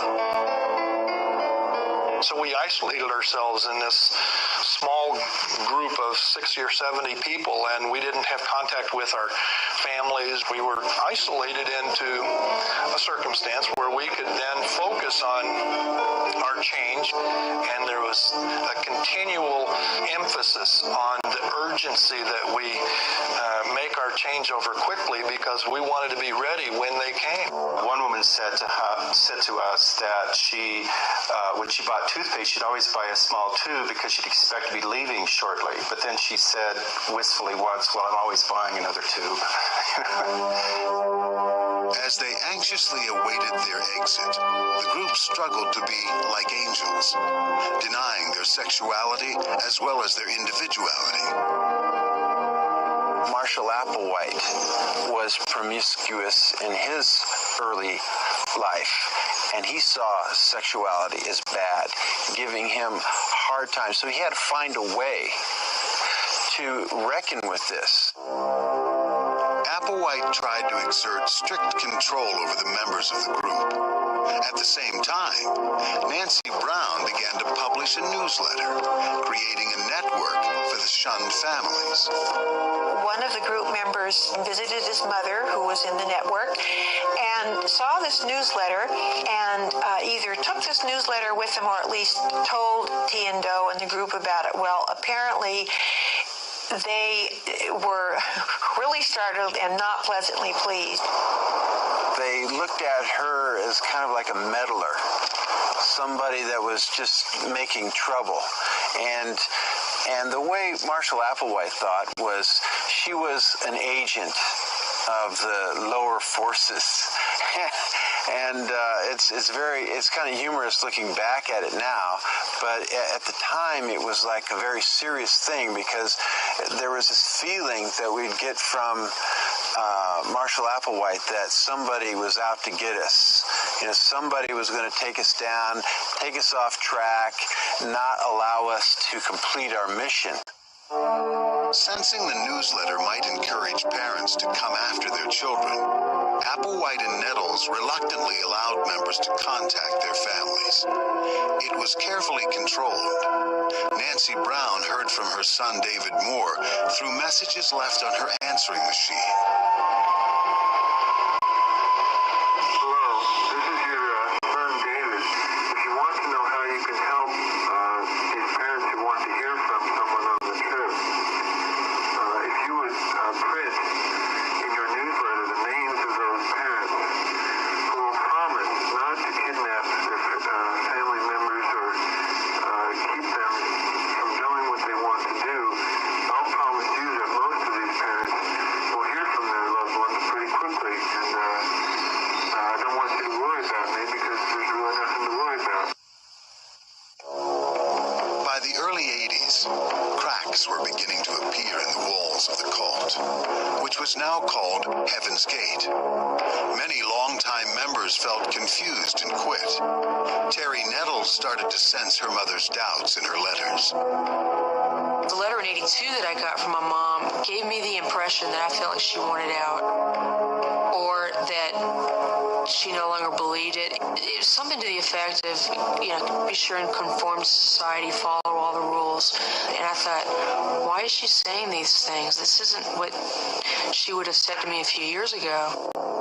In 1984, Bonnie Lou Nettles was diagnosed with brain cancer. Admitted into a hospital under an assumed name, she died alone in her native state of Texas. Applewhite never informed Bonnie's children of her illness or death until several months later. She was only a few hours away from me, so nobody even bothered to call me to tell me that my mom was dying so that I could be there with her. Nothing. My entire insides felt like it had been ripped out, and I spent many nights waking up the next day with my pillows soaking wet because I would just cry through the night. Though Marshall Applewhite carried on without his beloved Bonnie Nettles, Doe, as he was called, was shaken by T's death. It put not just Doe to the test, but it put all of us to the test of our commitment to the next level. Do we think this is real, or do we think this was just a con game? How could a messenger of God die and her body remain on Earth? Marshall Applewhite had to quickly revise his doctrine. He or they needed to kind of account for what happened to her. They contemplated the idea that one could achieve this spiritual transcendence through some other means than just physically going there in UFOs, that suicide was an option. At her work, because it's not the one that the old influences or the old vehicles, impulses would respond to. So frequently, this is what we do. To maintain his role as the supreme and all-knowing leader, Applewhite enforced strict regulations that would further squelch free choice. Regimentation, daily life, measuring of food, rigid rules when they went out to the external world to work, not to interact with people. It was all to become more and more focused as if they were on a spacecraft leaving, and if you were out in the outer world, you were out of craft. If you were in the house doing routines, that was in craft. Applewhite began to question the obedience of his members. In the past, he had distanced himself from other men in the group to avoid his homosexual urges. Now, he asked the men to join him in castration. Marshall Applewhite was talking about how far would you go in order to attain your mission. And so he evidently was entertaining castrating himself, getting rid of the human need to reproduce, or that hormonal impulse to be attracted to the opposite sex, or to be attracted to any sex. I started going, whoa, I don't know, I can't really go for this. Michael Conyers did not undergo the procedure, but Applewhite and 6 other men in the cult flew to Mexico City and were surgically castrated. In the early 90s, Marshall Applewhite used the internet to spread his gospel to the outside world. He began designing personal websites, calling the company a higher source. Eventually, they were earning nearly $400,000 a year. With this income, they recruited new members by placing a full-page ad in USA Today and other newspapers. Doe got instruction to relate to the world again and go out and collect any of the so-called second wave, or anyone who was ready for this transition that didn't come aboard the first time around. Now, everything was interpreted as a warning signal from above. At a campground in California, the cult thought the sky offered a message of impending doom. The forest fires in the area had created this kind of blood red sky, and the sunset and the sun was bright red. So they interpreted that through a biblical passage that said the end times are near. In March of 1997, the comet Hale-Bopp was nearing Earth's orbit for its first visit in 2,000 years. Applewhite prophesied a UFO was following in the tail of the comet. He said, "It's the marker we've been waiting for, the spacecraft from the level above human to take us home to the literal heavens." I know that Doe and the class felt like that the comet itself was significant, that this was a next level's way of saying, okay, let's wrap it up here. The Higher Source website posted a cryptic red alert message on the internet. The cult had sent letters and videotaped messages via FedEx to several old friends. Let me say that our mission here at this time is about to come to a close in the next few days. We came from distant space and even what some might call somewhat of another dimension. And we're about to return from whence we came. On March 26th, 39 bodies were found in Rancho Santa Fe, California.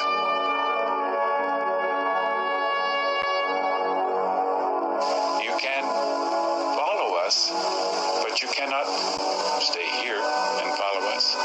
You would have to follow quickly by also leaving this world before the conclusion of our leaving this atmosphere in preparation for its recycling. They had exited their vehicles in much the same way that they had entered them. I was so happy to hear that they were finally off this planet, that they finally got out of those vehicles. And I just wished that I was with them at that moment. A friend of mine called me at work and told me, I said, it's just another cult. She says, no, you got to understand. She says, there's this guy named Father Doe, and there's this spaceship on that Hale-Bopp comet, and I totally lost it. This has been part of your life, and Herb has died with all the answers to the questions you've had. When my phone rang, up till that point, I had left open every hope that David was involved because the media still didn't have the factual information that would confirm it. But as soon as I heard that first sentence, I knew all was lost. 6 weeks later, Heaven's Gate member Chuck Humphrey tried to take his life, but police managed to save him. I wish that I was with them. It's not really a regret in the sense that, I lost my chance at $1 million lotto because I lost the ticket or I didn't play today. It's more of a kicking myself for not having done enough of my own homework. As long as I'm still here, I can't do anything but share what I know about the next level and about Heaven's Gate. What is it about human nature that causes some people to literally put their lives in the hands of another?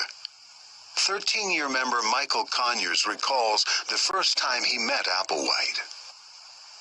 The energy that I felt from him put me into a state of almost fear and awe, because when somebody says and starts owning that he may be or kinda is a representative of the kingdom of heaven, there's kind of a energy that's exchanged between the two people. It's like there's a charge that goes on. Southern California, welcome to today. Hank Hanegraaff of the Christian Research Institute consults cult members and their families. He sees Heaven's Gate as the latest example of spiritual con men at work. So often they follow a leader who is presenting them the skin of the truth stuffed with a deadly lie. I don't think that there's a more classic current case of that than Herb Applewhite. And when he told them that they had been impregnated with an alien spirit, and that's why his message resonated with them, they were immediately willing to follow the seductive siren call of the cult leader, and in this case, follow it right to their deaths. The lure of Heaven's Gate was not just the security of belonging to a group. It was the promise of a UFO taking that group to a better world. For people that have a particularly strong case of alienation, this can become a very powerful segment of your life. There is a vision of another kind of world in which we could live a lot better, and maybe the UFO can take us there. Applewhite had led his followers here and there, changing their course as his own personal demons dictated. Finally, time ran out on him.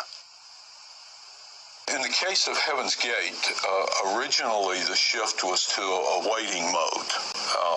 We are waiting, and during this time of waiting, we will prepare ourselves. We'll purify ourselves. We'll cleanse ourselves. We'll make ourselves beings fit for the spaceship when it finally arrives. That's a dangerous mode because eventually you have to give up the waiting. For Marshall Applewhite, the exotic comet gave him an opportunity to take his life. For his deluded and estranged followers, it was the end of their journey.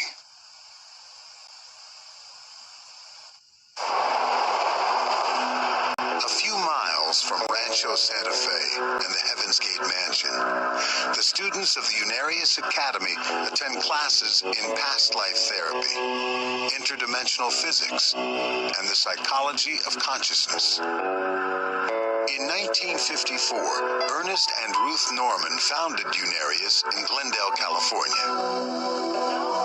Ruth prophesied that so-called space brothers were coming to Earth in the year 2001 to build a university where solutions to world problems would be discovered. After Ernest died, Ruth claimed that he told her to purchase land in nearby Humboldt, California, which would be the UFO landing site.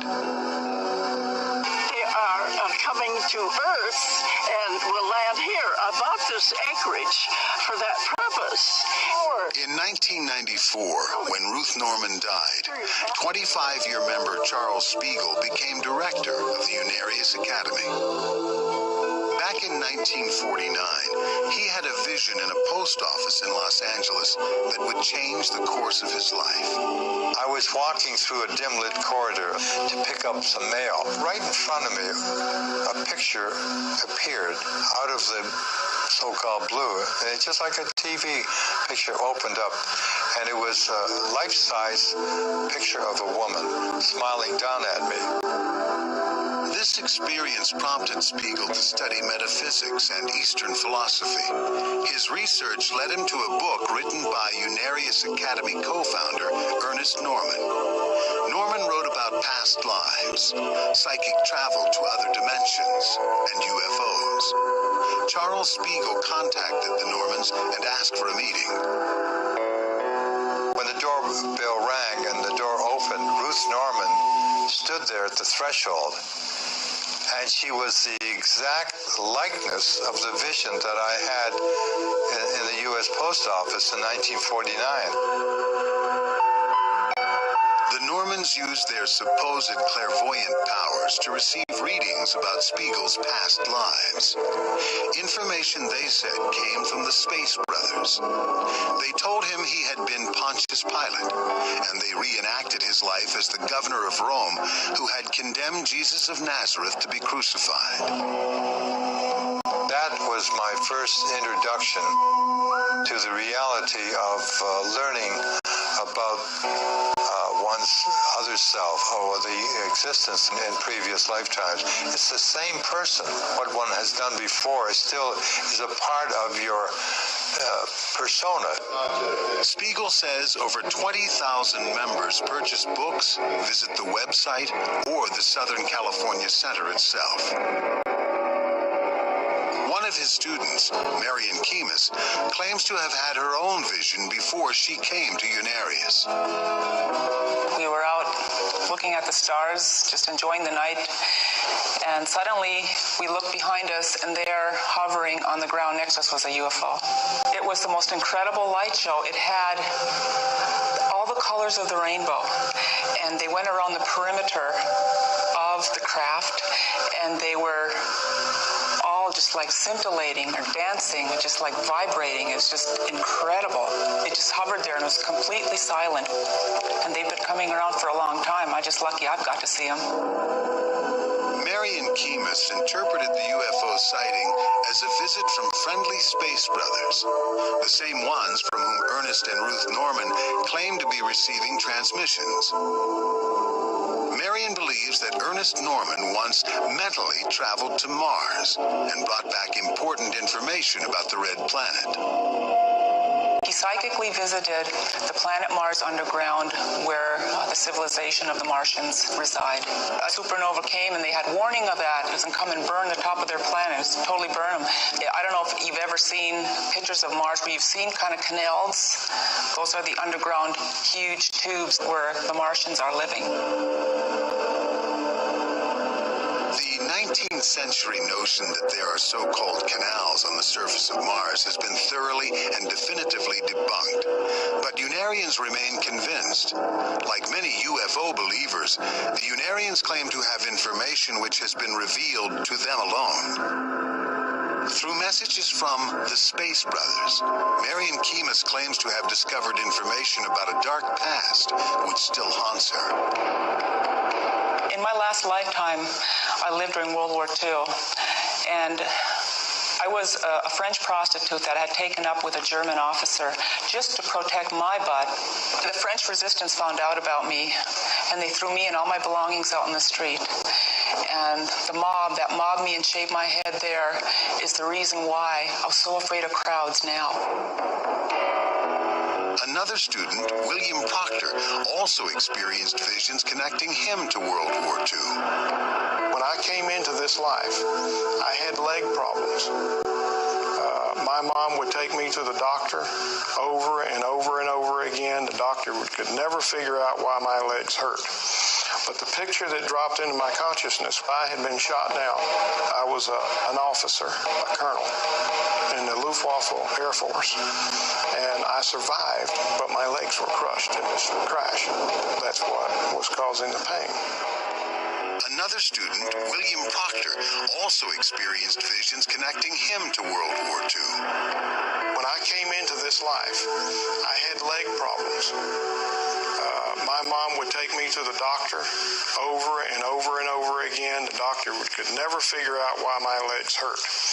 But the picture that dropped into my consciousness, I had been shot down. I was an officer, a colonel, in the Luftwaffe Air Force. And I survived, but my legs were crushed in this crash. That's what was causing the pain. Proctor found himself attracted to the UFO philosophy of Unarius. I've always had an interest in UFOs. That isn't what brought me to Unarius. But I've always had the interest that there were life on other worlds. And as far as the Unarius Academy of Science, that opened the door for me. These, what we call space brothers, are human beings, and they're like us, except they're more advanced. And in the year 2001, we're going to meet these people.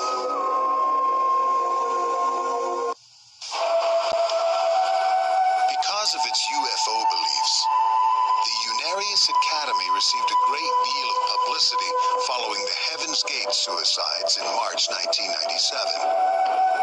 Would Charles Spiegel, the director of Unarius, eventually lead his cult on a doomsday suicide mission? That goes against the basic principles of physics, the physics of energy, you see.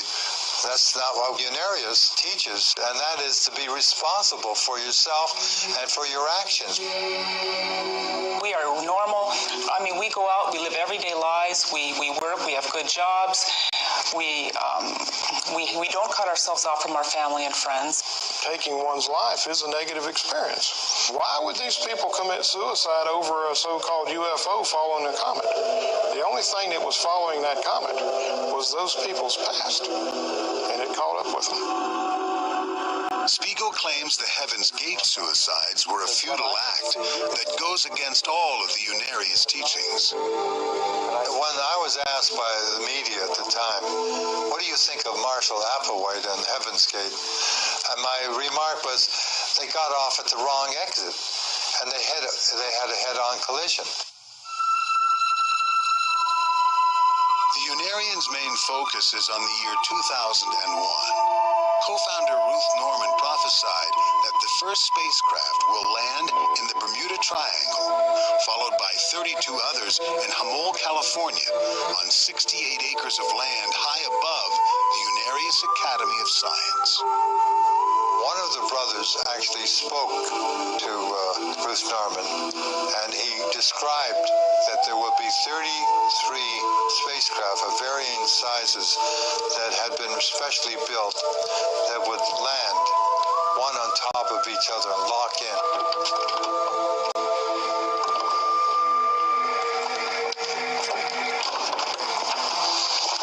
Welcome to the Future Landing Site. These advanced teachers, 1,000 teachers per ship, have technology from their worlds that they want to share with us. Problems such as economical, pollution, the ozone problem.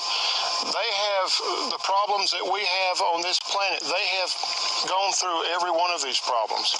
And they have advanced knowledge that will help us in resolving problems here that will be the future, positive future for the Earth world.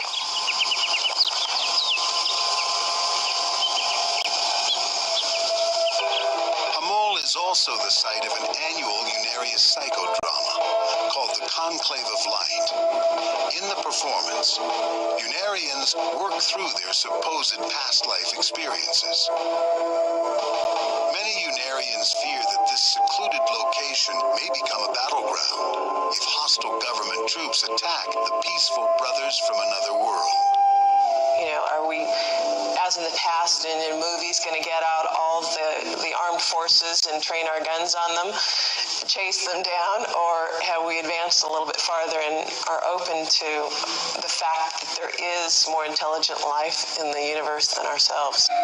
There's going to be a tremendous, instantaneous global change. Now, I don't mean people are going to throw away all their material goods and want to climb on board. What I mean is they're going to have a totally different way of looking at life from then on, because the unanswered question, is there life out there? Is there intelligent life out there? Are we alone? Will finally be answered. And that's why it is very important that this information starts to get out now, that man can prepare himself for a landing that is really our future. Though the students appear certain of the Space Brothers' arrival, Charles Spiegel has prepared a response if the prediction doesn't come to pass. His answer is a convenient one. The world is simply not ready. If the spaceships don't land, I'm not going to, have any great anxiety and go in a dither. There'll be a reason for it. You see, everything comes down to it. There's logic and reason in life. There's great organization in the cosmos.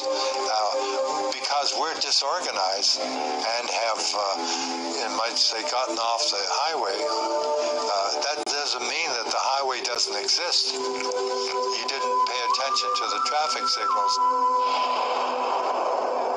Research suggests that 20% of Americans believe in UFOs. Is this why some of these people are joining UFO cults instead of mainstream religions? People are looking for God in all the wrong places. People are spiritually hungry, and they feel like Christianity has failed them. So we've replaced God's enduring word with a UFO or an extraterrestrial that's going to tell us what a new paradigm of truth is.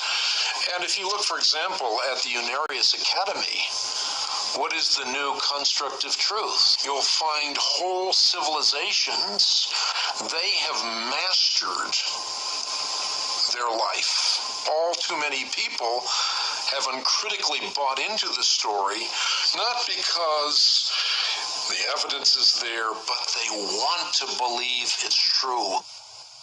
Some experts do see differences between the Unarians and other UFO cults. When you first look at Unarius, you wonder, why would people stay? It's just UFO thing. But there's a very substantial theology that basically draw from traditional occult and Eastern theology that it really holds people. All of this is trying to recover a sense of cosmic connectedness rather than of alienation. The idea that we humans are some kind of oddball that's stuck here in the midst of a inert cosmos. We're going to have an apocalyptic event. We're going to have a convergence of spacecraft from various galaxies around the universe, and they're going to bring us some new esoteric revelation. And through that, we're going to have a utopian society where everything is pristine and perfect. And of course, as P.T. Barnum said, there's a sucker born every minute. People have always had a fascination with the heavens. UFO groups celebrate this connection to the stars. Mainstream religion rarely, if ever, recognizes biblical passages as describing extraterrestrial sightings. In the mountains of Sedona, Arizona, Milton Notdurft, an 85-year-old retired Methodist pastor, embraces traditional Christian beliefs, as well as ideas shared by many UFO cults. Reverend Notdurft's awakening came when he saw what he believed were UFOs in the skies just outside New York City. We saw a UFO, well, it looked like a radio tower or something, so I paid no attention, drove right on by. About 3-4 miles down the road, there was another one. There were finally 4 of them, blinking green and orange and red and white. And I thought, well, they must be putting on a show for me. So that was my introduction physically. Though Reverend Notdurft believes in UFOs, he found mainstream clergy and churchgoers don't share his views. He discovered this when he talked about his UFO experiences with his congregation. I don't talk about it in sermons.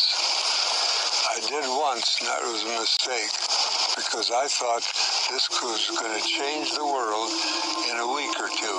It didn't. No matter how interesting or frightening they may be, things change slowly. After the UFO sighting, Reverend Notdurft began a spiritual search for clues that might acknowledge the existence of what he witnessed. He believes the Bible has many passages which document extraterrestrial life. Notdurft cites the Star of Bethlehem, which led the wise men to Jesus of Nazareth. And the Bible tells us that the star that they had seen went before them until it came and stood over the place where the young child was. Comets don't act like that. Planets don't act like that. Asteroids don't act like that. It has to be something else. Milton Notdurft is also a believer in reincarnation. This age-old belief is shared by some Buddhists, Hindus, Native Americans, and many UFO cults. Notdurft claims reincarnation explains many of life's mysteries. That was not a part of my Christian belief at all. People say, I don't want to go through this life again. I've had enough of it. That isn't the point. It isn't this life you're going through again. It's a new one that is going to teach you some different things than the last one did. Notdurft predicts that a shift in planets will bring changes with the new millennium. The acceptance of UFOs would mean a new way of life on Earth. The first thing that will be affected is economics. If we can get free energy for all time to come, what will happen to your electric stock? Secondly is religion. And if you think religion hasn't separated us, just think of the thousands of denominations and cults that there are in the world. So obviously something's wrong with our ideas of religion. Has ever acknowledged the possibility of UFOs? Communicated by, so I would say from a Christian standpoint that the Bible doesn't preclude the possibility of UFOs. Science doesn't preclude the possibility of UFOs. I would just say that there's no real, tangible evidence for them. So I think that many people believe what they believe because they want to believe it. UFOs reflect a deep human need to connect with the heavens, a spiritual quest expressed in ancient text, Greek mythology, and now in modern science fiction. I think that one can understand UFOs religiously in the term that Carl Jung, the great psychologist, used, that they function as technological angels in a technological society. So what this is saying is that the same kind of entities that we might once have thought of as like angels, gods, and so on coming down from heaven in a supernatural way now come in spaceships. Throughout history, man has looked to space and the stars for answers. Could it be that the heavens offer an order and harmony that our unstable world lacks? We associate that which is in the heavens with ultimate meanings in life or powers over us and this sort of thing. So something like a bright comet like Comet Hale-Bopp, it just seems to be human nature that we try to make it more than a 25-mile across rock that's throwing out a 15-million-mile tail that's very beautiful and gorgeous in itself, but we want to try to make more than that. All of us, we look up at the stars at night. The very building blocks of who we are came from the stars. We may have this nostalgia for the stars on one level of consciousness because we know we did literally come from the stars. And all cultures through all time have looked at the stars and felt that either the stars were benevolent beings or they were angels. It is part of the human transcendental experience to look up at the sky and to feel that oneness with the universe. And most of the groups, in my opinion, the UFO groups, are doing exactly that. They are experiencing a sense of oneness with the cosmos. As UFO cults look to the stars for a spiritual connection with the cosmos, the question remains, is there life out there, and will we ever make contact? Until the UFOs arrive, it remains for most of us unexplained.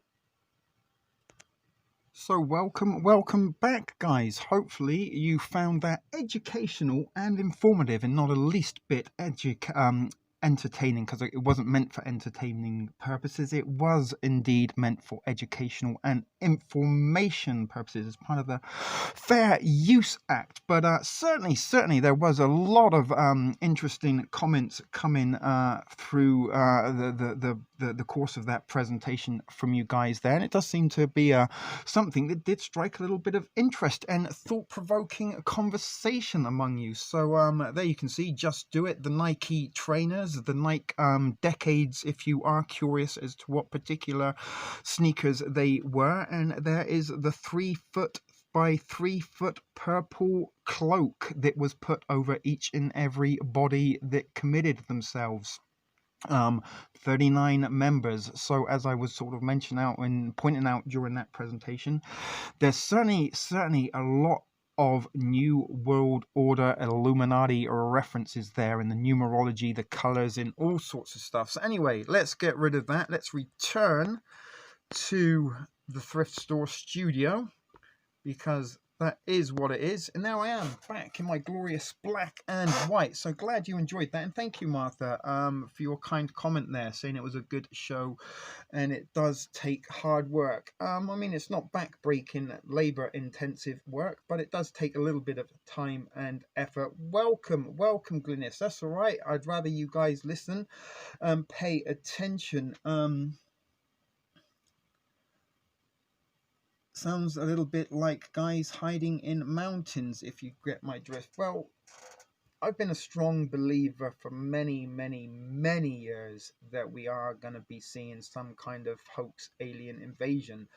And as I've mentioned many times before, as a youngster back in the 1980s, The Watchmen in particular opened my eyes to it. And at that time in my life when I was young, as we sort of have mentioned before, it was UFOs and these kind of alien cover-ups that you hear about from governmental agencies, and in particular, the Roswell incident is very, very well known. And all these things kind of did strike my interest and did draw me into the world of conspiracies, I guess. And it was something that I sort of spent a lot of time as a teenager looking into and researching and going to the library and trying to find books on UFOs. And in the days before the internet, it was quite sort of labor intensive and a little bit painstaking to sometimes find out information. But in terms of recent days, and as Cali Ninja pointed out, so many governmental agencies are beginning to declassify UFO information, reports, videos, such forth. It's like they want us to believe in it now. In terms of the hoax alien invasion, Project Bluebeam, something I put an awful lot of time and effort into putting videos out to try and inform you guys on TSP TV during this COVIDian era, that it's in the back burner for when the world needs a distraction. And I believe right now is the distraction that they are creating in order to bring in the further distraction that will bring the order from chaos. And even as I joked in one of the Alien Agenda themed streams on TSP TV, that is the COVID virus, the pandemic that we're, the scam pandemic that we're living under. Is this the Earth germs? Is this going to potentially wipe out the aliens? Are the aliens going to come down, wipe a few of us out, obliterate us with sort of technology that is Earth created? The aliens as well, I believe, are going to be Earth created, and this would do quite a lot in the depopulation agenda, as we also saw in one of those TSP TV presentations along those things. But in regards to what we just saw now, and back to Project Bluebeam, that part of Bluebeam's intention was that the holographic alien invasion, as we just heard in part of that documentary that we just saw, that no religions really kind of account for the existence of UFOs. It kind of centralizes Earth as the most sentient beings in the universe, and God created us as thus. He didn't create any other planetary species, so to speak. So with the coming of an alien invasion, this would do an awful lot to disrupt traditional religious beliefs, and it would maybe turn people away from possible religions that are more traditionally and commonly celebrated, and turn to more alternative religions such as this. So is Heaven's Gate, although it doesn't really exist in the sense that it once did, people still believe in some of the stuff that come as a result of the Heaven's Gate. Some people do indeed believe in the fact that maybe Christ was of extraterrestrial descent. Maybe the star was a UFO. Sorry, I just lost my train of thought then. I was reading a couple of comments. Yes, the C-19 is the start for store.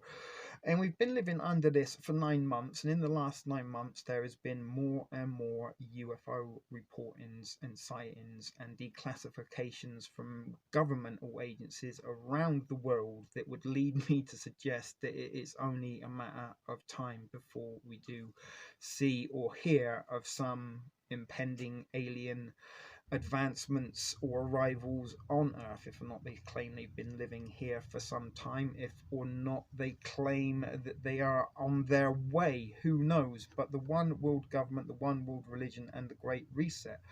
And this is it about well, don't knock it till you try it, devil speak. In for a penny, in for a pound. You never know what you miss until you've missed it, so to speak. But the one religion, as we're saying, we're leading towards a one world order. Would the Heaven's Gate religion be a universal religion for the one world order. We've seen all the sort of implementations in you know, the 33, the 39, the purple, the triangle, the pyramids. Quite a lot of that stuff does seem to suggest that there is a touch of Illuminati influence in it. And was the Heaven's Gate cult a little bit of a project, an experiment? Let's see if we can work. Let's see if we can bend the minds of people who may have had, you know, previously more traditional beliefs in a sense of Christianity, perhaps. Did they radicalize their belief system and change that belief system into something that was based a little bit on that, but provided the alien involvement?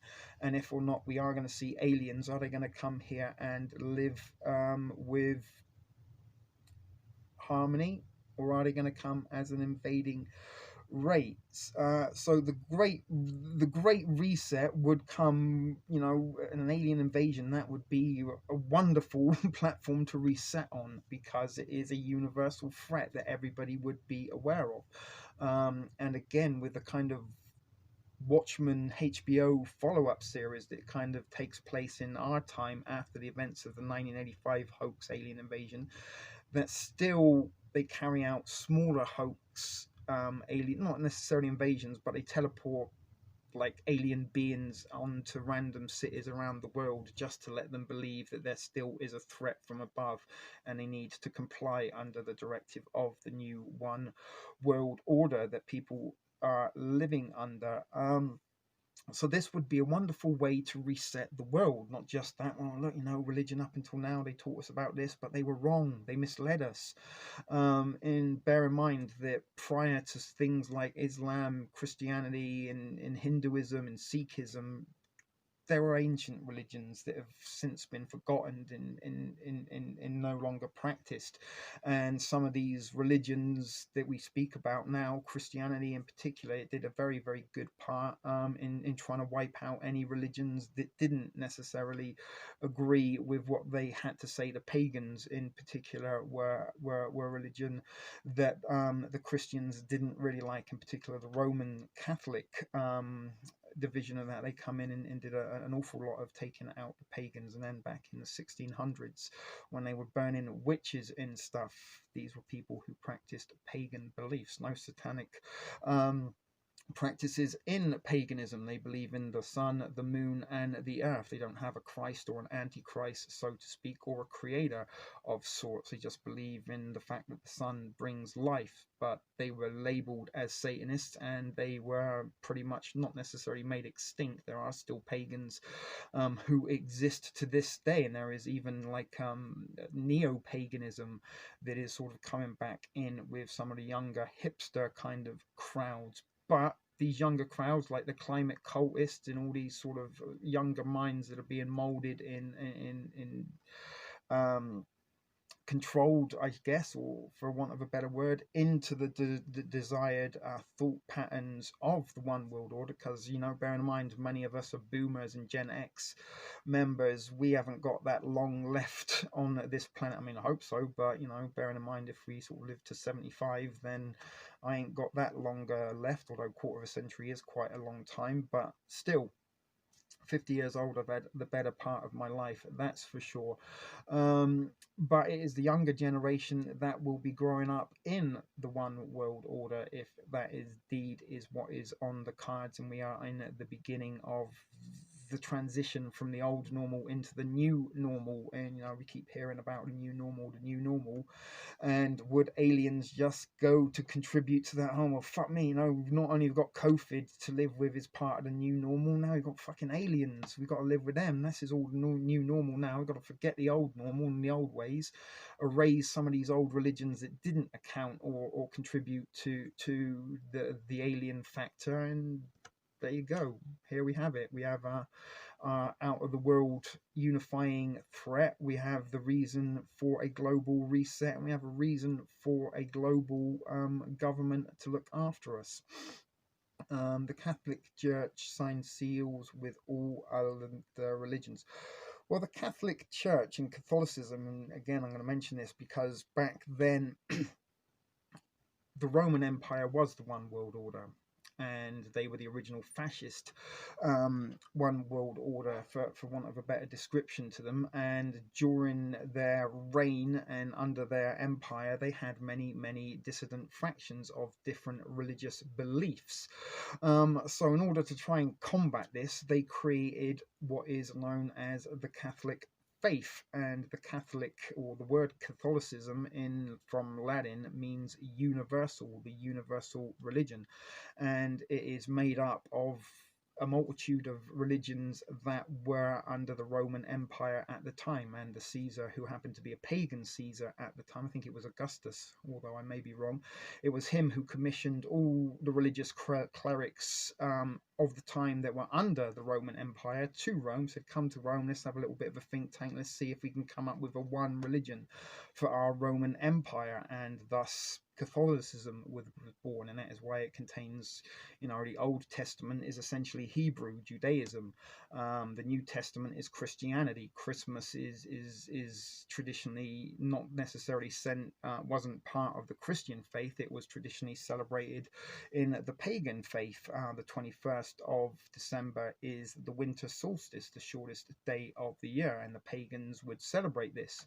The summer and the winter solstice were parts of their religious festivities in their calendar. And on the eve of the 21st of December in the pagan faith, they would go through a period of 4 days of fasting, and then on the 5th day, the 25th, they would then have a very big feast. And this is where the Christmas dinner originates from. The tree that we plant in our house is part of the Christmas festivities. This originates from Egyptian culture, and Egyptian religions were part of the Roman Empire at the time. But as I said, these things were all amalgamated into one, and were considered, the one religion for the one world order at the time, which was the Roman Empire. The Seventh-day Adventists believe all other Christian religions are wrong. Well, all religions believe other religions are wrong, and this is sort of something that isn't that different amongst atheists like myself and people who practice religion. That religious people only believe in one God more than I do. I don't believe in any gods, but religious people believe in maybe the God that they believe in, and forsake other gods.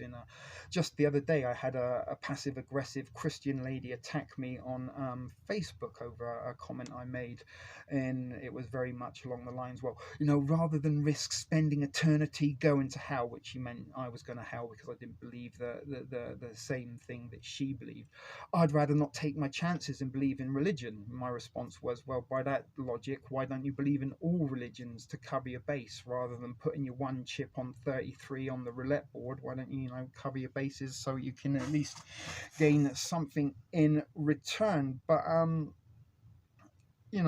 Mormons believe in Jesus, Jehovah's believe in Jesus, but it's very different to many other different terms of faith. And over a period of nearly all years in millennia, nearly all religion does get a little bit fragmented and changed according to contemporary times. And many people believe what they were passed on to information as a youngster. They don't necessarily find religion, they don't study religion, they don't look in it much more than other than what they are told. But the Seventh-day Adventists were, the Waco, the Davidians, they were Seventh-day Adventists in their basic belief patterns.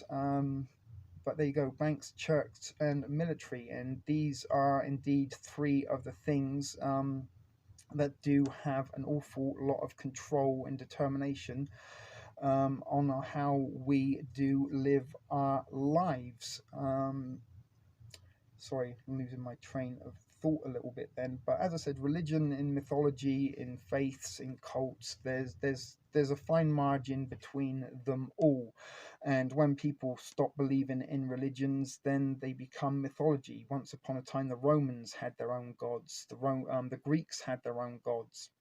The Norse people, the day Thursday, actually, believe it or not, is actually named after Thor, the god of thunder. It's Thor's day, and that was the day that they would celebrate in the Norse tradition. And again, this was one of the amalgamations of Catholicism. The months July and August were also added at this time to celebrate Caesars. If you notice, if you know anything a little bit about Spanish, or speak a little bit of Italian, or maybe even some French, that if you look at the months September, October, November, December, sept in French is 7, oct is 8, nov is 9, des is 10. So there were only 10 months in a year once upon a time, until the calendar changed in July and August were added to celebrate the Caesars of the Roman empires. And that is why September was traditionally the 7th month, October was the 8th month, November was November was the 9th month, and December was the 10th.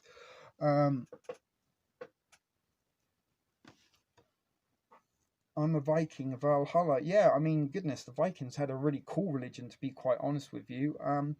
And funny enough, I actually read, I mean, some of you guys do know I was a geek, and did read an awful lot of comic books, and Thor was one of the comic book heroes that I did used to enjoy reading a lot. And in one particular storyline I read, Ragnarok come and Valhalla fell. Odin was slain, and as he was slain, Thor then become the god, the Norse god. He become the god of Asgard, and as a god, because he'd lived among humans so many years, he started meandering to human needs, and he was like, you know, the fishermen were wishing for more fish, he gave them more fish. And he started carrying out, this is obviously within the comic book story, but he started carrying out like acts of miracles, and people started, you know, this Thor, he's doing, you know, if you pray for him, he actually does deliver. We've been playing to this god for years and years, only to be ignored, but we ask Thor, and he delivers. But the other gods got a little bit angry with Thor, and they called him up to their little mountain and said, listen, Thor, you got this wrong, buddy. You don't give them what they want, then they're not going to worship us. We've got to deny them these things. We want to make them crave what we can offer. We need to be worshipped. And then he sort of notices in the corner of this sort of mountain, there's some sort of rabbled looking, sort of almost homeless types. And he kind of goes over and speaks to them and said, who are you guys? And they're like, we're the forgotten religions. We're the people that nobody believes in anymore. And it will happen to you, Thor, that once you stop giving, they'll stop believing, and you'll end up over here. And as long as people believe in us, Thor, then we will exist. Only as long as people believe in us will we exist. And as I said, there's been many religions that have been swept aside and long since forgotten and replaced with new religions. And are things like the Heaven's Gate, are the climatists, are these new religions for a new dawn, and will somehow they all be amalgamated into one, just like Catholicism was in the Roman Empire, the one world order of the time? Is this what we're going to see in the new normal and the new one world order that we may or may not believe? We may or may not be heading towards now. Is this the beginning of the transition into that new world order? And will ufology be something that replaces traditional religions?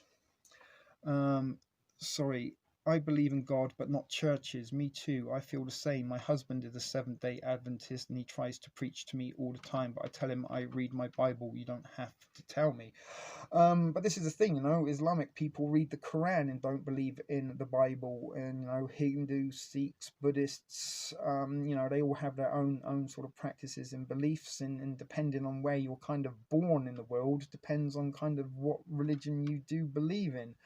You know, if we all were in Saudi Arabia right now, I'm pretty sure that some of you ladies wouldn't be allowed to be watching, but would be burqa'd up. And some of us would be getting ready to maybe not celebrate Ramadan, because it's not that time of year. But you know what I'm saying?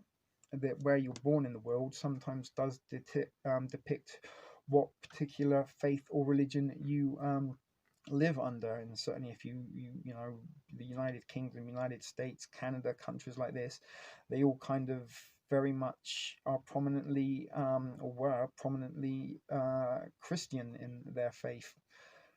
But now with migration and such forth, in England now we have some towns and some cities that Islam is the biggest and most practiced faith.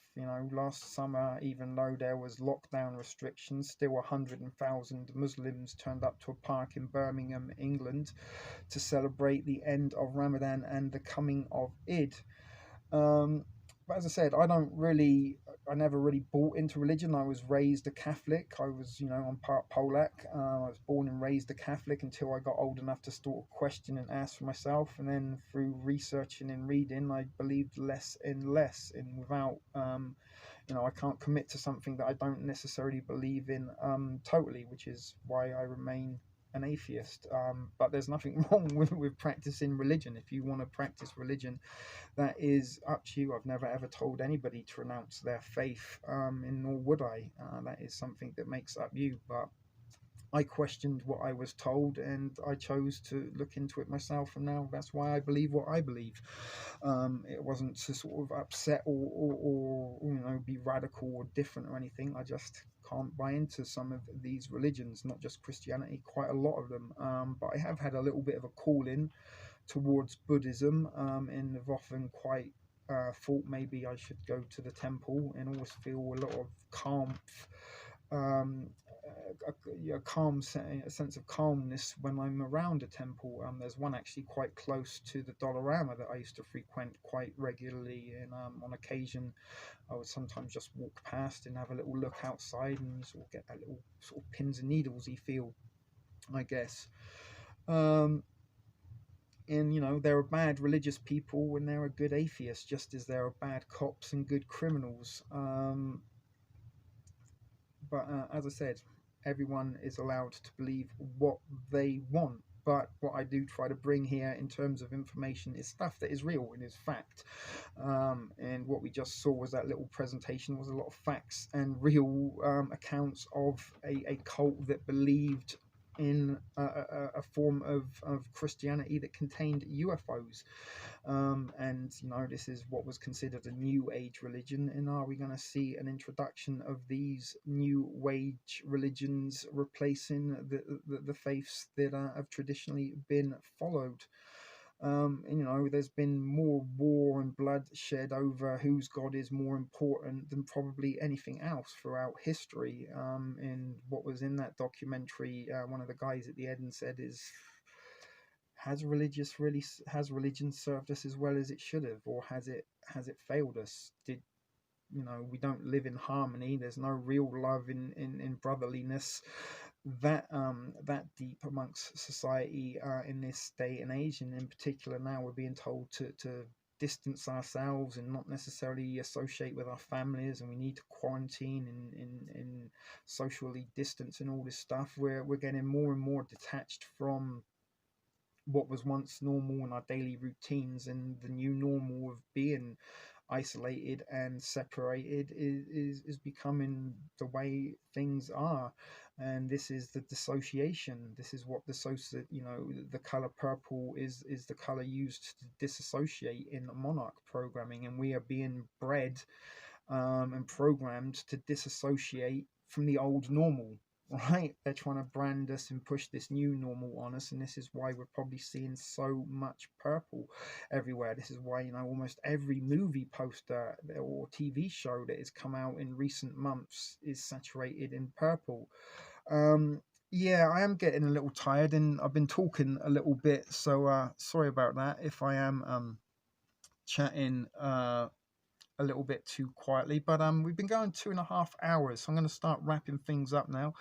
Maybe we can drag this out to the 2-hour 45 mark. As for the rest of the week, I'm not exactly sure where to go or what to do, because it is Christmas week. It is going to be Christmas Eve and Christmas Day and Boxing Day if you're on this side of the border next weekend. So if or not, it's going to be worth streaming over those days, because I'm pretty sure most of you will have families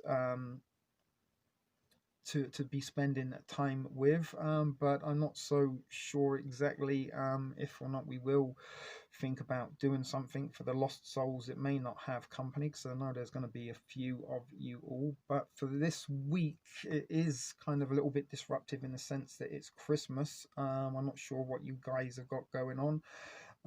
If or not we'll come back tomorrow or not, I'm not sure. But I'm thinking possibly that until this gets a little bit bigger or maybe gets a little bit more attention, that I might sort of reduce the amount of days that I go live a week.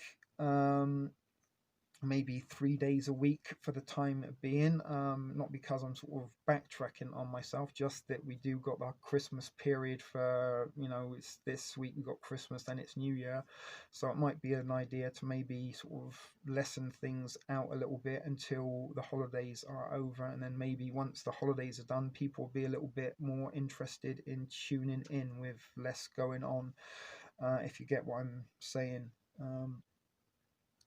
But my husband's church controls a lot of what he does, watches and eats. Yeah, that's kind of like borderline on dictatorship, and it's sort of like volunteering yourself into that kind of thing. And just like the Heaven's Gate people, they volunteered to cut their testicles off because they thought that was the right thing to do. And we laugh, and there's the parody part of it for you. And there's parody cutting your testicles off, but that is a little bit of an extreme measure. And again, you kind of think to yourself in Judaism, the circumcision, that when the baby's born, they have to cut the foreskin off. You think, what was God thinking if he was so perfect that he would deliver brand new born babies with a defect? If he's all powerful, why did he feel the need to add the foreskin only for it to be cut off on delivery, right? Yeah, I'm actually sitting cross-legged thinking about the castration, and I'm pretty sure a couple of the guys watching would have had some tears in the eyes thinking about that, and that, like, oh, you know what I'm talking about. Just think of the snip. Oh. Makes you cringe, right, devil? Ladies don't know that, and I've often told ladies as well. They keep talking about childbirth. I'm like, the female body was designed to do this, right? Once upon a time they didn't have epidurals and drugs and gas and air; they just popped them out. Sometimes standing up. Look at Mary, for example. If you want to believe the story of Mary, particularly, which I know some of you probably do, but she was up the duff, rode a donkey, and delivered a baby in a barn with goats and cows around. She didn't have any. Yeah, but this is the thing. I know it still hurts, Becky, but you were designed to give birth. But testicles weren't designed to be kicked. And if you've ever been kicked in the balls, which I know none of you ladies have, then that is a pain that I personally believe would go above a childbirth. Share if you agree. Can I get an amen? Copy and paste the testicles, but change the pain. If you're thinking, I'm not saying it doesn't hurt. I'm just saying that being kicked in the balls is up there. And they're not designed to be kicked. All right? That's what I'm saying. That you're designed to give birth. That is your purpose and in place in the society. Oh my God, I burnt my testicle once. I was smoking some hash while driving a car, and I was wearing some very fancy Farah slacks, polyester. If you don't know what Farah slacks are, but anyway, I was sat there smoking away my hash spliff while I was driving, going to a nightclub, and then all of a sudden I started feeling a little bit warm, so I sort of opened the window a bit and still started to feel warmer and warmer, so I turned the fucking heat, the blast on the fan, and I was driving down the motorway, still sort of smoking away, and then all of a sudden, like, holy fucking shit, ow, ow, ow, ow, ow, ow, ow. And what happened is a blim had kind of fallen into my lap, unbeknownst to me, and slowly started to burn and smolder through my polyester slacks, and then kind of dropped down onto my boxer shorts and burnt through the boxer shorts, and eventually kind of fell down onto my testicle while I was driving a car at 80 miles an hour on a motorway. And somehow I managed to sort of navigate through traffic and get to the side of the road where I did have to sort of remove my pants and underwear and pour some water on to get it cold. I don't have a vagina, Nancy. I imagine if your foot went up there. I've often thought about that. What would happen if you did kick someone in the cooch and your foot sort of slid inside? What would you do? That would be quite embarrassing. I can imagine it would be no fun, but trust me, like being kicked in the balls, it's just like no other pain to it. There really, really isn't. Um, but anyway, I don't know how we got so off topic, but it is a little bit trying to kill out the time till we get to the 2 hours and 45 minutes mark. Man, well, I think some men these days are born with manginas. In many of them, I don't think can sort of maybe piss standing up anymore. Although I must admit, sometimes I do like to piss sitting down if I'm feeling lazy. But I can imagine that would be a nasty burn. But a burnt testicle and then the blister. The thing is, it didn't just end there. It was the blisterage that come afterwards. And I kind of imagined if John Merrick, the Elephant Man, that my junk kind of looked a little bit like his temporarily. Very, very unattractive. And it was also down. You know, at the time it was an active junk. Not like now where you could kind of just hide it away and no one would ever know the difference. But still, we are at the end of tonight's presentation. Glad that you guys who did tuned in enjoyed it. It says we've got 8 folks watching now, so we managed to sort of hold a pretty decent viewership for the duration. I don't think we fell under 5, although I'm very surprised if or not the analytics are as accurate as they should be. But I thought maybe starting out on a brand new platform, we might avoid some shadow banning and passive censorship temporarily. But I did find out that I did lose a subscriber yesterday out of the few that did decide to come over and subscribe from TSP TV. I'm pretty sure nobody else has voluntarily subscribed yet to this channel. Early days, that is a little bit of an intention. Maybe we'll drag a few other folks. But someone did unsubscribe. So out of the 30 or so of subscribers from TSP TV, someone decided to unsubscribe yesterday. But that is the point. Yeah, when are we going to be back tomorrow? Yeah, there's actually, I put one up months ago on TSP TV2, one of the backup channels, about the clothes that men are wearing. And I think some of the videos last year I put up that I had to take down to prevent the channel being terminated. Had some of the we talked a lot about the beta males and the feminizing of gentlemen. I don't know, should we say tomorrow? Although that means I do got to get up and put together a presentation because I haven't got anything at the moment. Okay, Cali Ninja's off tomorrow. Who's off tomorrow? Anybody off tomorrow? What are your plans, guys? Because I want to try and put these on to at least a few people.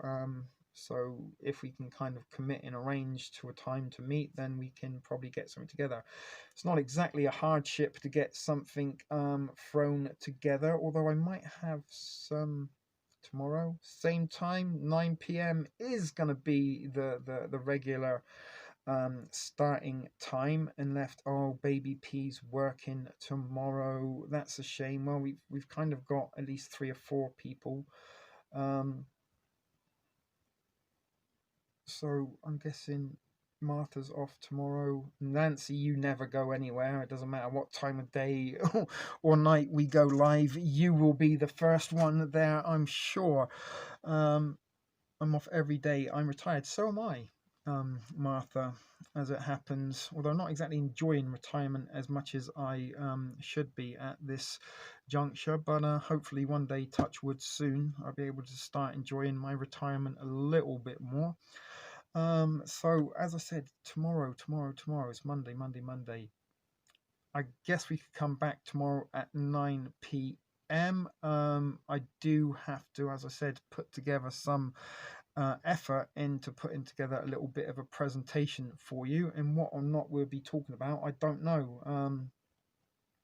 We might keep it alien themed if that's all right with you. unless I think of something else in the morning. Let's just freestyle it and surprise you and see what we come up with tomorrow. But I am going to plan for 9 p.m. Eastern, 8 Central, 7 Mountain, 6 Pacific. So we have gone over the 2 hours 45-minute mark. 9 p.m. Eastern, indeed. ATN, I can't be here. I don't have Wi-Fi, no data at work, etc. Oh, sorry to hear that, ATN, but glad you did make a little bit of a presence, your presence known. Yeah, that's what I'm thinking. That maybe we'd do like Monday, Tuesday, at least maybe Wednesday, I don't know, and then give it a break for the Christmas period, and then maybe come back in between Christmas and New Year's, and then try and reschedule a little bit normally in the new year. As I said, usually lots of things shut down over the holiday period, so TSP TV got shut down essentially, although I can still upload on there. People don't seem to enjoy the uploads as much as the live stream, and in efforts to keep the live stream theme and vibe going, this was the result. Reality Decoded. And as I said, I don't know if this is going to be a temporary pop-up channel, or if or not this will become the primary channel. So you know, we've got 3 months of live shows that we can't do on TSP TV that I've planned that we will try to do here on Reality Decoded, and if we do or not gain a few newbies and extra attention away from the thrift store or not, will determine if or not this becomes the prime channel, and we sort of leave TSP TV as the pop-up shop, because unfortunately it's been shadow banned, targeted, algorithmically fucked by artificial intelligence, passive censorship and shadow banning. It's very difficult to do anything over there and really gain any momentum or traction, I believe. And should I just try and drag this out for another 13 minutes or not? I don't know. People are saying goodnight and getting ready to go. I've got a dry throat, so let me start to get ready on the exit strategy. There is the little outro music. The camera is off. So as I said, guys, we will be back tomorrow night at 9 p.m. Be sure to set your reminders, because there's a good chance you won't get a notification from good old YouTube. And hopefully I have something of interest to bring to you then. As of what that will be at the moment remains a mystery. And look at me rhyming. I'm rhyming for fun. I'm Reality Decoded, your new number one. You can subscribe and hit the bell, but don't smash the like. I don't know what I'm saying. I'm still trying to rap, but let's shut the fuck up before I get too embarrassed then. But as I said, Martha's going pretty soon. Glynis, thank you for joining us. Thank you, Martha, Nancy, Becky, Devil, Callie Ninja, ATN. Who else was here? Kelly Kibo was here earlier. I don't know if she stuck around long enough.